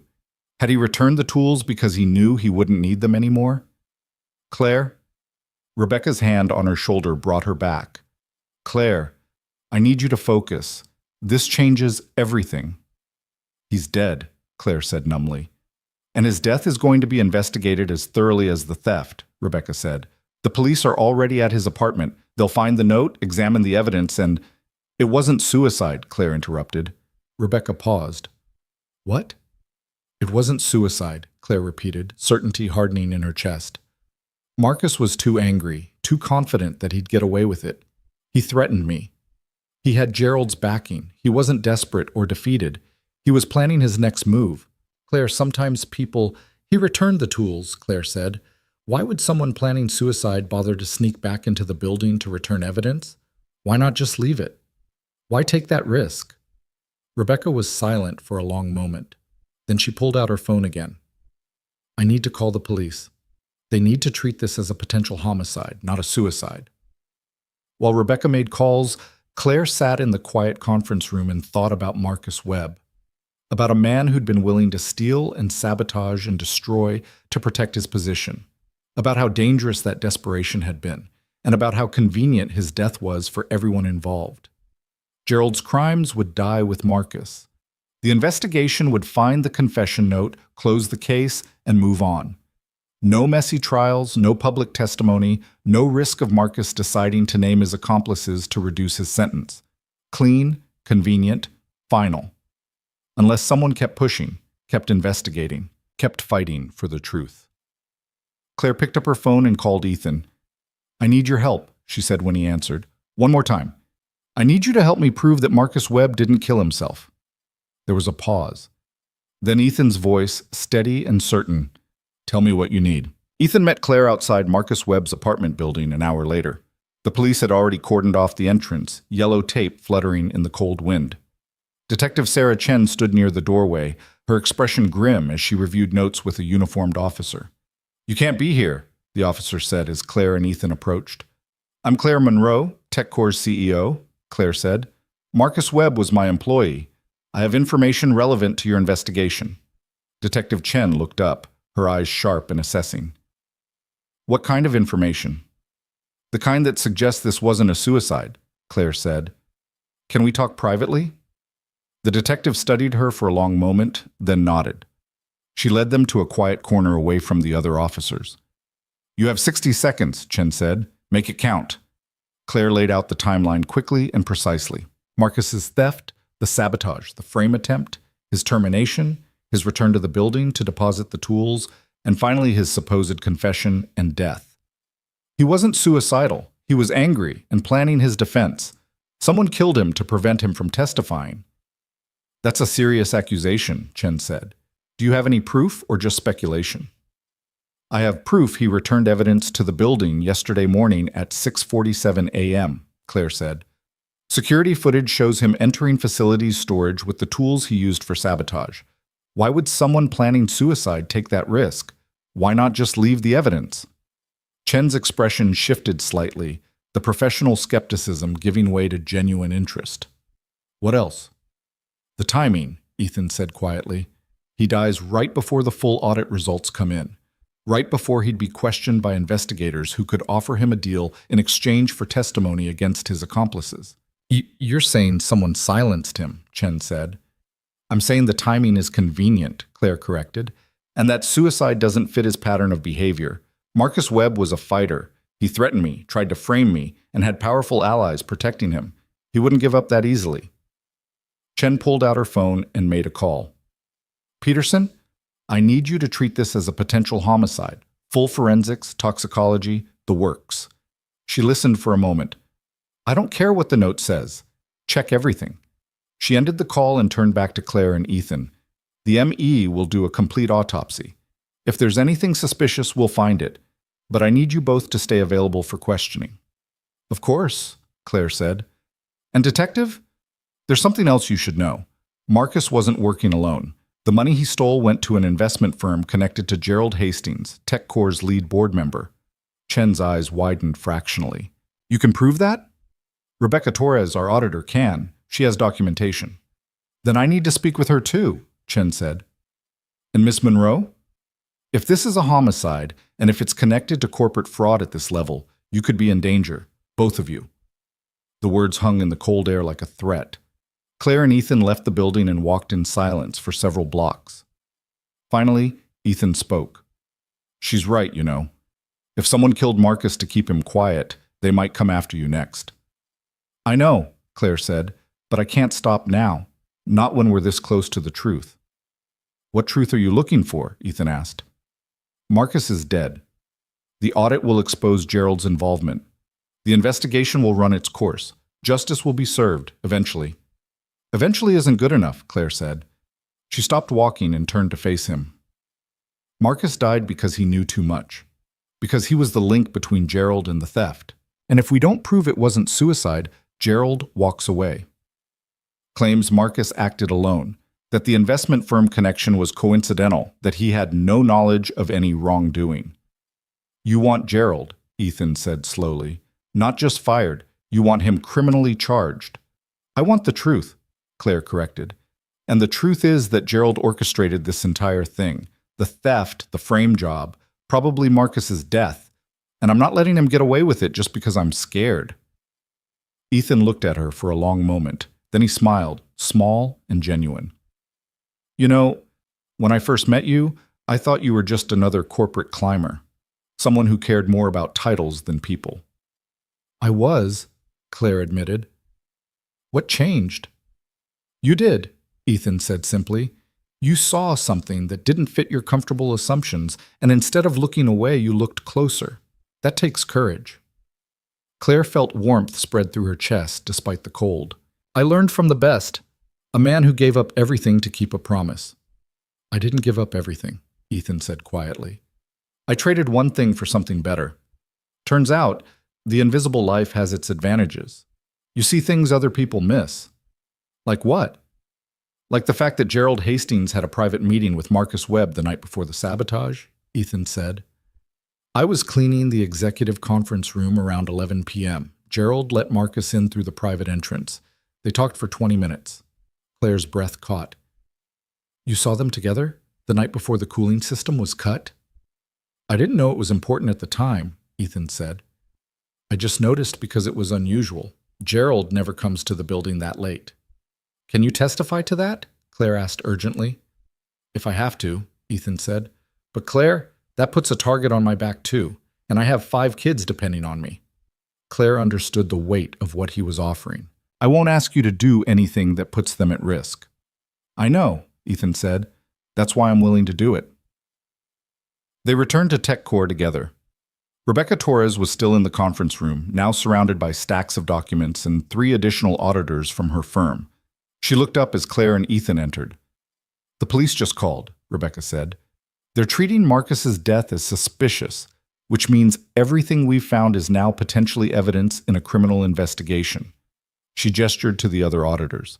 I've brought in my full team. We're doing a complete forensic review of every transaction, every email, every piece of communication related to this case. How long will that take? Claire asked. Days, maybe weeks for the full analysis, Rebecca said. But I can have preliminary findings ready for the board by tomorrow morning, enough to justify suspending Gerald pending the criminal investigation. He'll fight it, Claire said. He has allies on his board. Let him fight, Rebecca said. I have emails between Gerald and Marcus discussing the transfers. I have documentation showing Gerald authorized access codes that were later used for theft, and now I have a potential homicide that connects directly to this fraud. She met Claire's eyes. He's done, Claire.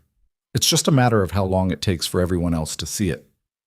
Claire wanted to believe her, but she'd learned the hard way that evidence wasn't always enough, that powerful people had ways of making problems disappear, like Marcus had disappeared.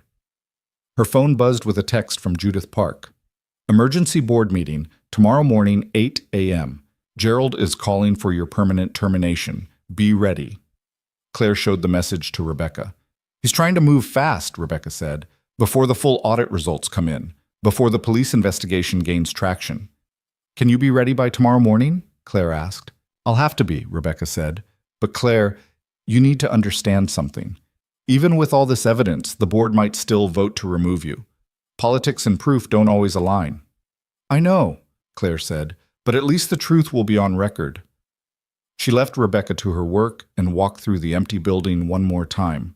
It was late evening now, most employees gone home. Her footsteps echoed in the marble corridors, and she thought about all the time she'd walked these halls as CEO, feeling powerful and important and in control. She'd been so naive. Claire found herself in the server room on the 37th floor, standing in front of the cooling system panel where Ethan had repaired the sabotaged coupling. She thought about Marcus cutting through that reinforced steel, carefully and precisely destroying something just to frame her. She thought about Gerald orchestrating the whole thing from his position of authority. And she thought about Ethan, invisible in his gray uniform, seeing everything and being seen by no one. The door opened behind her. Ethan stood in the doorway, his maintenance cart beside him. Couldn't sleep either? He asked. Too much in my head, Claire admitted. Tomorrow could end everything, my career, my reputation, my future. Or it could be the beginning of something better, Ethan said. He pushed his cart into the room and began his normal cleaning routine, as if this were just another ordinary night. Claire watched him work for a moment. How do you do it? Stay calm when everything's falling apart? Ethan paused, considering the question. I focus on what I can control. I can't control the board's vote or the police investigation or what Gerald does next. But I can make sure this floor is clean. I can make sure my girls are fed and safe. I can fix things that are broken. He looked at her. Small victories, Claire. They add up. I don't know if I have any small victories left, Claire said. Sure you do, Ethan said. You told the truth even when it cost you everything. You protected someone who couldn't protect himself. You chose principle over position. Those are victories that matter more than any board vote. Claire felt tears prick her eyes. She'd spent her entire career chasing validation, chasing the next promotion, the next achievement. And now, standing in an empty server room with a man who cleaned floors for a living, she finally understood what actually mattered. Thank you, she said quietly, for everything. Don't thank me yet, Ethan said. Tomorrow's going to be rough. He was right. Tomorrow would determine everything. Claire went home and tried to sleep. She managed maybe 3 hours, her mind churning through scenarios and strategies. At 6 a.m., she gave up and started preparing for the board meeting. She dressed carefully, choosing a navy suit that projected confidence and authority. She reviewed her notes, her evidence, her talking points. At 7:30 a.m., she walked into TechCore for what might be the last time. The boardroom was already full when she arrived. All 7 board members sat in their usual seats, their expressions ranging from sympathetic to hostile. Gerald presided at the head of the table, his face a mask of righteous anger. Rebecca Torres sat along the side wall with her team of auditors, her laptop open and ready. And in the back corner, barely visible, Ethan Cole stood in his maintenance uniform. He met Claire's eyes and nodded once, a small gesture of solidarity that steadied her nerves. Gerald called the meeting to order precisely at 8 a.m. This board has gathered to address the matter of Claire Monroe's tenure as CEO. He began formally. Mrs. Monroe has demonstrated a pattern of reckless decision-making, unauthorized actions, and failure to properly manage company resources. I'm calling for an immediate vote to terminate her employment and appoint an interim CEO while we conduct a proper search for her replacement. I'd like to speak before any vote, Claire said. You'll have your chance, Gerald said dismissively. But first, let's review the facts. Over the past week, Ms. Monroe has accused a senior executive of theft without proper investigation, initiated an unauthorized external audit, violated security protocols, and created a public relations nightmare with her reckless allegations. He looked around the table. The damage she's done to this company's reputation is incalculable. The damage I've exposed, Claire corrected. And speaking of facts, I think Ms. Torres should present her audit findings before this board makes any decisions. Gerald's jaw tightened. The audit is incomplete. The preliminary findings are sufficient, Rebecca interrupted, standing, and they're directly relevant to this board's decision.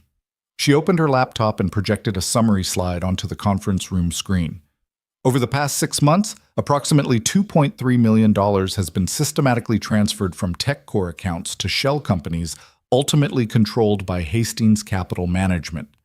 The transfers were authorized using compromised executive credentials and disguised as routine operational expenses.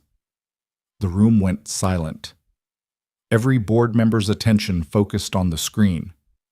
Marcus Webb executed the transfers, Rebecca continued, but the authorization codes and oversight came from someone with higher-level access, someone who knew how to mask the transactions and who had a direct financial interest in the receiving companies. She pulled up another slide. Email communications between Gerald Hastings and Marcus Webb show clear coordination of these activities over a period of 18 months. That's a fabrication, Gerald said, his voice tight. Those emails are taken out of context. I have the full email chains, Rebecca said calmly. I have the financial records. I have testimony from employees who witnessed private meetings between you and Marcus. And I have a security footage from 2 nights before the sabotage showing you and Marcus entering the building together at 11:17 p.m. Claire's head snapped toward Rebecca. You found footage? Backup server, Rebecca said.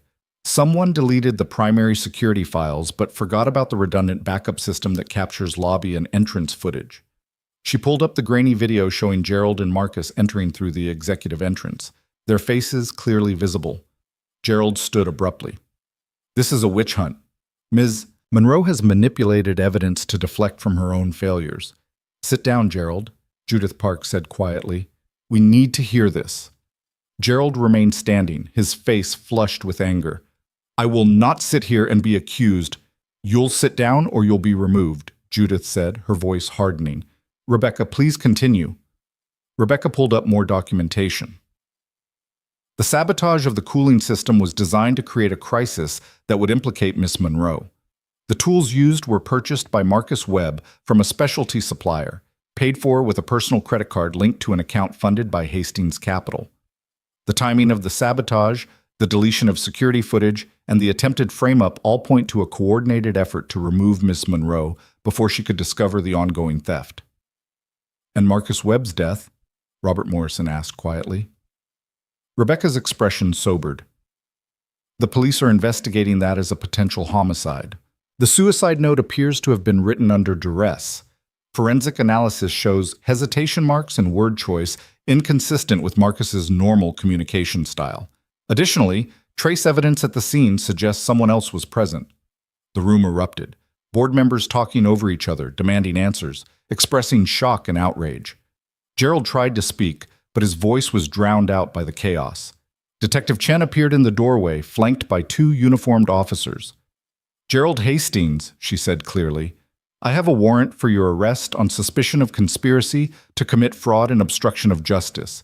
You have the right to remain silent. The room fell absolutely silent as Detective Chen read Gerald his rights. Gerald's face went from red to white, his expression cycling through denial, rage, and finally defeated resignation. The officers moved forward to escort him out. As they passed Claire, Gerald stopped. This isn't over, he said quietly.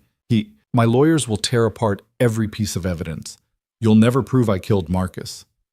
Maybe not, Claire said. But we'll prove you stole from this company. We'll prove you tried to frame me. And we'll prove that the man who knew all your secrets died conveniently right before he could testify. She met his eyes. That'll be enough. Gerald was led away. The boardroom remained in stunned silence for several long moments. Finally, Judith Park spoke. I move that we immediately suspend the termination proceedings against Claire Monroe pending a full review of these findings. Seconded, Robert Morrison said quickly. The vote was unanimous. I further move that we appoint Claire Monroe as acting CEO with full authority while we conduct a comprehensive review of executive leadership and governance, Judith continued. Seconded came from Linda Chen, who looked shaken. Again, the vote was unanimous. Judith turned to Claire. We owe you an apology. We should have seen what was happening, should have questioned Gerald's influence, should have listened when you raised concerns. You're listening now, Claire said quietly. That's what matters. The meeting adjourned, board members filing out in small groups, talking in low, urgent voices. Rebecca began packing up her equipment. Claire stood alone for a moment, trying to process what had just happened. She was still CEO. Gerald was in custody. The truth had won, but the victory felt hollow. Marcus was still dead. The company still faced a massive scandal, and she had no idea how to rebuild from this foundation of corruption and betrayal. Small victories, a quiet voice said behind her. Claire turned to find Ethan standing there, a slight smile on his face. You were here the whole time, she said. Someone had to empty the trash, Ethan said. And I figured you might need a friendly face. Claire felt something break open in her chest. Relief, gratitude, exhaustion all flooding through at once. I couldn't have done this without you. Sure you could have, Ethan said. You just would have taken longer to get there. He paused. For what it's worth, I'm proud of you. You did the right thing even when it would have been easier to look away. I learned that from you, Claire said. They stood in comfortable silence for a moment. Then Claire made a decision. I need to see it, she said. The warehouse, your home, the girls. I need to see what I've been fighting for. Ethan considered this, then nodded. Okay, but fair warning, it's not glamorous. I don't need glamorous, Claire said. I need real. That evening, Claire followed Ethan through the familiar streets to the warehouse by the river. This time she wasn't spying, wasn't investigating. She was a guest, invited into a life she'd once dismissed as invisible. Inside, the space looked different than she remembered. Warmer somehow, despite the industrial cold. The 5 girls were awake now.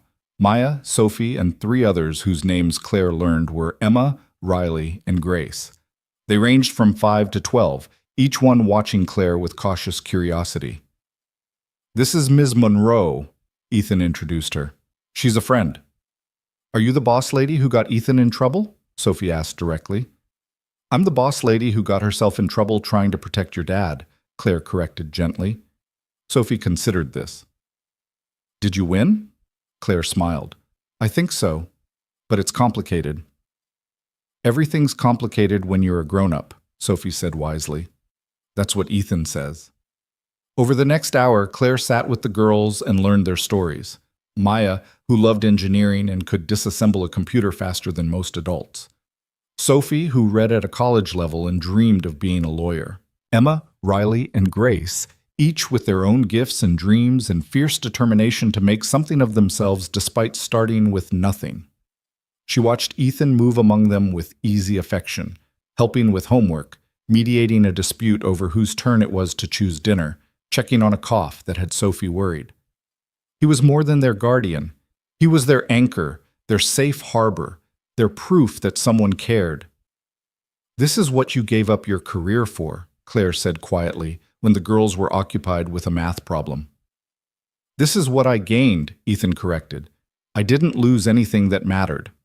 Claire looked around the warehouse, at the secondhand furniture and the makeshift kitchen and the children who'd found safety in the margins.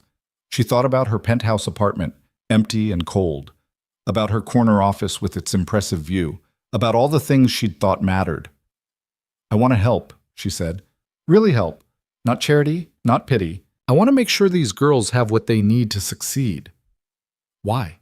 Ethan asked, genuinely curious. "Because they deserve it," Claire said simply. "And because seeing what you've built here, what you've given them, makes me want to be part of something that actually matters." Ethan studied her for a long moment. Then he nodded. "Okay, but we do this right. No swooping in like a savior. No grand gestures that don't last. If you're in for the long term." "I'm in," Claire said. Over the next weeks, Claire worked to rebuild TechCore while simultaneously transforming her relationship with Ethan and the girls. The company weathered the scandal better than expected. The transparency of exposing corruption actually restored some investor confidence. Gerald's arrest and the recovery of the stolen funds made headlines, but Claire's integrity in handling the crisis earned respect. She used her restored authority to officially recognize Ethan's contributions, creating a new position for him in facilities engineering with a salary that actually reflected his skills. She helped him find legitimate housing for the girls, working with social services to ensure everything was legal and documented. But she also made sure they knew she wasn't trying to replace the family they'd built, just to support it. The girls' education became a personal project. Claire arranged for proper homeschool certification, connected them with tutors who appreciated their unique circumstances, and established scholarship funds that would carry them through college. But more than the practical help, she showed up. She attended Sophie's debate competitions and Maya's robotics exhibitions. She helped Emma with reading and taught Grace basic coding. She became part of their lives not as a benefactor, but as someone who genuinely cared. And slowly, impossibly, Claire found herself caring about things beyond quarterly earnings and board approval. She found herself measuring success differently, not in profit margins, but in the way Maya's face lit up when she solved a complex engineering problem, or the pride in Sophie's voice when she won an argument using perfect legal reasoning. 6 months after Gerald's arrest, Claire stood in the newly renovated learning center she'd helped establish, a real facility with proper classrooms, equipment, and resources for foster children and homeless families. Ethan stood beside her as they cut the ribbon. The 5 girls gathered around them wearing matching smiles. "You did good," Ethan said quietly. "We did good," Claire corrected. "All of us." The center opened to the public, serving dozens of families in its first month. Claire reduced her hours at TechCore, delegating more to a management team she'd carefully rebuilt with people who shared her values. She discovered that stepping back from the all-consuming corporate grind didn't make her weaker. It made her more effective, made her decisions clearer, made her leadership more authentic. Gerald's trial took place that fall. The evidence was overwhelming: the financial records, the emails, the testimony from multiple witnesses, including Ethan's account of the late-night meeting. Gerald was convicted on multiple counts of fraud and conspiracy. Marcus's death was ruled a homicide, though prosecutors couldn't definitively prove Gerald had ordered it. The implication was enough. Gerald Hastings received a 15-year sentence. On the day of sentencing, Claire didn't attend the courthouse. Instead, she was at the Learning Center, helping Maya prepare a presentation on renewable energy for a regional science competition. "Do you think about him?" Maya asked suddenly. "The man who tried to hurt you?" Claire considered the question carefully. "Sometimes, but mostly I think about what I learned from all of it." "What did you learn?" "That the most important things in life are usually the ones we're trained to overlook," Claire said. "That titles and positions don't define worth. That real strength comes from protecting the people who can't protect themselves." She smiled at Maya.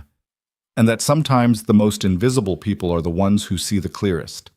Maya nodded, processing this. "Ethan says you saved us." "No," Claire said firmly. "Your dad saved you long before I came along. I just finally learned to see what he'd been doing all along." A year after the scandal broke, TechCore held its annual shareholder meeting. Claire stood at the podium, delivering her report on the company's recovery and growth. But at the end of her prepared remarks, she departed from the script. "I want to talk about value," she said. "Not market value or stock value, but human value. This company almost destroyed itself because we measured the wrong things. We valued credentials over character. We valued connections over competence. We valued being powerful over being right." She looked out at the assembled shareholders, at the board members who'd fought to keep her, at the employees who'd weathered the storm. "Over the past year, we've worked to change that culture. We've implemented transparency in our operations. We've created pathways for advancement based on merit rather than networking. And we've partnered with community organizations to provide opportunities for people who traditionally get overlooked in the corporate world." She paused. "Not because it's good PR, but because it's the right thing to do. Because talent exists everywhere, but opportunity doesn't. And we were missing out on incredible people simply because we weren't looking in the right places." The presentation included a segment on the Learning Center, on the scholarship programs, on the partnerships with social services. Claire spoke about outcomes, about families lifted out of crisis, about children who'd found stable futures. But she also spoke about what TechCore had gained: fresh perspectives, innovative thinking, and a workforce that actually reflected the diversity of human experience. The shareholders approved every initiative unanimously.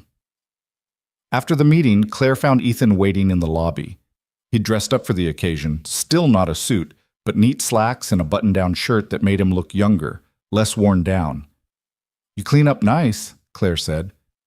"You give a hell of a speech," Ethan replied, "though I notice you didn't mention that half those initiatives were my ideas." "I'm saving that for the next shareholders meeting," Claire said, "when I announce your promotion to Director of Facility Innovation." Ethan's eyebrows rose. "I'm happy where I am." "You're wasted where you are," Claire said. "You have vision, expertise, and the ability to see solutions other people miss. I need that at the leadership level. The company needs it." She paused. "And before you say no, the position comes with full benefits, flexible hours so you can be there for the girls, and a salary that means you never have to choose between fixing a server and feeding your family." Ethan was quiet for a long moment. Then he smiled, small and genuine. "I'll think about it. That's all I ask." They walked out of the building together, into the golden light of late afternoon. The city stretched around them, indifferent and eternal, full of invisible people living invisible lives. But Claire saw them now. The maintenance workers and security guards and delivery drivers. The people who kept the world running while everyone else looked right through them. She saw their worth, their dignity, their quiet heroism. And she understood finally what real leadership meant. It wasn't about being the smartest person in the room or the most powerful or the most ambitious. It was about seeing people others dismissed, about using power to protect rather than to dominate, about building something that mattered more than quarterly earnings. It was about keeping promises. 3 years later, Claire stood in the warehouse district by the river, but she wasn't visiting Ethan's makeshift home anymore. That building had been demolished, replaced by a modern facility that housed both the Learning Center and affordable apartments for families in transition. The ribbon-cutting ceremony had drawn a small crowd: local officials, community organizers, families who'd benefited from the programs. Sophie, now 15 and already taking college courses, gave a speech about the importance of second chances. Maya demonstrated the robotics program she'd helped develop. The younger girls performed a song they'd written about finding home. Ethan stood beside Claire on the small stage, no longer invisible in his maintenance uniform, but recognized as the facility's director of operations. He'd accepted the promotion at TechCore 2 years earlier, but he'd negotiated for the ability to oversee this project personally. "We did it," Claire said quietly as the ceremony concluded. "We actually built something that lasts." "You built it," Ethan corrected. "I just showed you what was possible." "No," Claire said firmly. "We built it together, all of us." She gestured to the girls, now young women finding their paths. They built it too, every time they refused to give up. Every time they worked harder than anyone should have to work just to get a fair shot. They proved what was worth fighting for. As the crowd dispersed and the girls helped clean up, Claire and Ethan walked through the new facility one more time. The classrooms were bright and modern. The computer lab had equipment that would have been unthinkable in the old warehouse. The apartments were small but dignified, designed with families in mind. "Do you ever miss it?" Claire asked. "The warehouse, the way things were?" Ethan considered the question. "I miss the simplicity sometimes. Everything was clear. Keep the girls safe, keep them fed, keep them together. The mission was simple, even if the execution was hard." He looked around the gleaming facility. "This is more complicated, more people depending on us, more ways it could go wrong." "But more ways it could go right," Claire added. "Yeah," Ethan agreed. "More ways it could go right." They stood in comfortable silence, watching through the windows as the girls laughed and talked, secure in a future that had once seemed impossible. "Thank you," Ethan said quietly, "for seeing us, for caring when you didn't have to." "Thank you for teaching me what actually matters," Claire replied. "I was so busy chasing success that I forgot to ask what success was for. You showed me a better answer." "What answer is that?" "That success isn't what you achieve," Claire said. "It's who you become while achieving it, and who you help along the way." The sun was setting now, painting the sky in shades of amber and rose. The city lights began to glow, millions of windows illuminating millions of lives. Some visible, some invisible, all valuable. Claire thought about the woman she'd been 3 years ago, driven, ambitious, blind to anything that didn't serve her climb to power. She thought about following Ethan through dark streets, convinced he was a threat. About standing in a warehouse and realizing everything she'd believed about worth and value was wrong. She thought about the long fight to expose Gerald's crimes, the risk of telling the truth when silence would have been safer, the choice to protect someone who couldn't protect himself, even when it meant sacrificing everything she'd worked for. And she thought about what she'd gained in return, not just her position or her reputation, but something far more valuable, a sense of purpose that went beyond quarterly earnings. Relationships built on mutual respect rather than corporate hierarchy. The knowledge that she'd used her power to create something genuinely good in the world. "I should get back," Ethan said, checking his watch. "Sophie has a debate tournament tomorrow. She wants to practice her closing argument." "Tell her I said to lead with pathos," Claire advised. "She's brilliant with logic, but emotion wins debates." "I'll tell her you said that," Ethan said with a smile. "She'll probably argue with you about it." "I hope she does," Claire said. "That kid's going to change the world someday." "They all will," Ethan said quietly. "Thanks to you." "Thanks to us," Claire corrected. "And thanks to them, for being brave enough to keep hoping when they had every reason not to." They said their goodbyes, Ethan heading to collect the girls and Claire returning to her car. But before she drove away, she looked back at the facility one more time. Lights glowed in the windows. Voices carried on the evening air. Inside, families were finding safety, children were finding opportunity, and hope was taking root in the spaces between the visible and the invisible. Claire started her car and drove back toward her apartment, but her mind was already on tomorrow. On the board meeting where she'd present the next phase of community partnership programs. On the interview with a journalist who wanted to cover the facility's success. On the small daily work of building something that mattered. She'd lost her corner office view, had sacrificed the unchallenged authority of her position, had chosen principle over comfort 100 times over, and she'd never been more successful. Because success, Claire had finally learned, wasn't measured in titles or power or corner offices. It was measured in the lives you touched, in the promises you kept, in the invisible people you finally learned to see. It was measured in 5 girls who'd found a future when the world had written them off, in a man who'd sacrificed everything to keep them safe and had finally found recognition for the hero he'd always been, in a CEO who'd learned that true leadership began with seeing people as more than their positions. The city lights glittered around her as Claire drove home through the evening traffic. Somewhere in this vast urban landscape, other invisible people were working night shifts, keeping the world running, making impossible things possible through sheer determination and quiet dignity. And now, finally, Claire saw them, not as furniture or background or resources to be managed, but as human beings with worth and dignity and stories that mattered, as people who deserved to be seen, to be valued, to be given a chance to show what they could do when someone finally bothered to look. That was the real victory. Not Gerald's conviction or the company's recovery or even the Learning Center's success. The real victory was in the fundamental shift in how Claire saw the world and how she chose to move through it. She'd started this journey as a young CEO desperate to prove herself worthy of her position.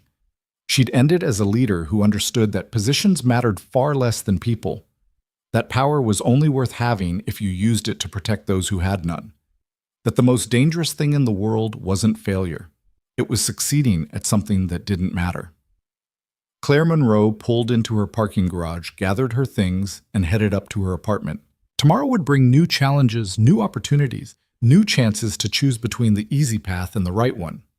But tonight, she'd rest easy knowing that she'd learned the lesson that mattered most, that the invisible engineer who'd cleaned her floors and fixed her servers and kept 5 orphaned girls safe against impossible odds had taught her what her expensive education never could, that true worth had nothing to do with visibility and everything to do with the promises you kept when no one was watching, that doing the right thing mattered more than doing the successful thing, and that the best view in any building wasn't from the top floor looking down. It was from eye level, where you could finally see the people who'd been there all along, waiting for someone to notice they existed. Claire had noticed, and in noticing, she'd found the thing she'd been chasing her entire career without knowing it, a life that meant something beyond herself, a purpose that outlasted quarterly reports, a legacy that would be measured not in profits, but in the number of lives made better simply because someone had finally bothered to see them. 5 girls sleeping safely in real beds. 1 man finally recognized for the extraordinary person he'd always been. 1 company transformed from a machine of profit into an engine of possibility. And 1 CEO who'd learned that the most important thing she could do with her power was to lift up the people everyone else looked right through. That was success. That was leadership. That was worth fighting for. And as Claire fell asleep that night, she didn't dream of corner offices or board meetings or quarterly earnings. She dreamed of a warehouse by the river, of 5 cots lined against a wall, of a man who'd taught her to see what had been invisible all along. She dreamed of home,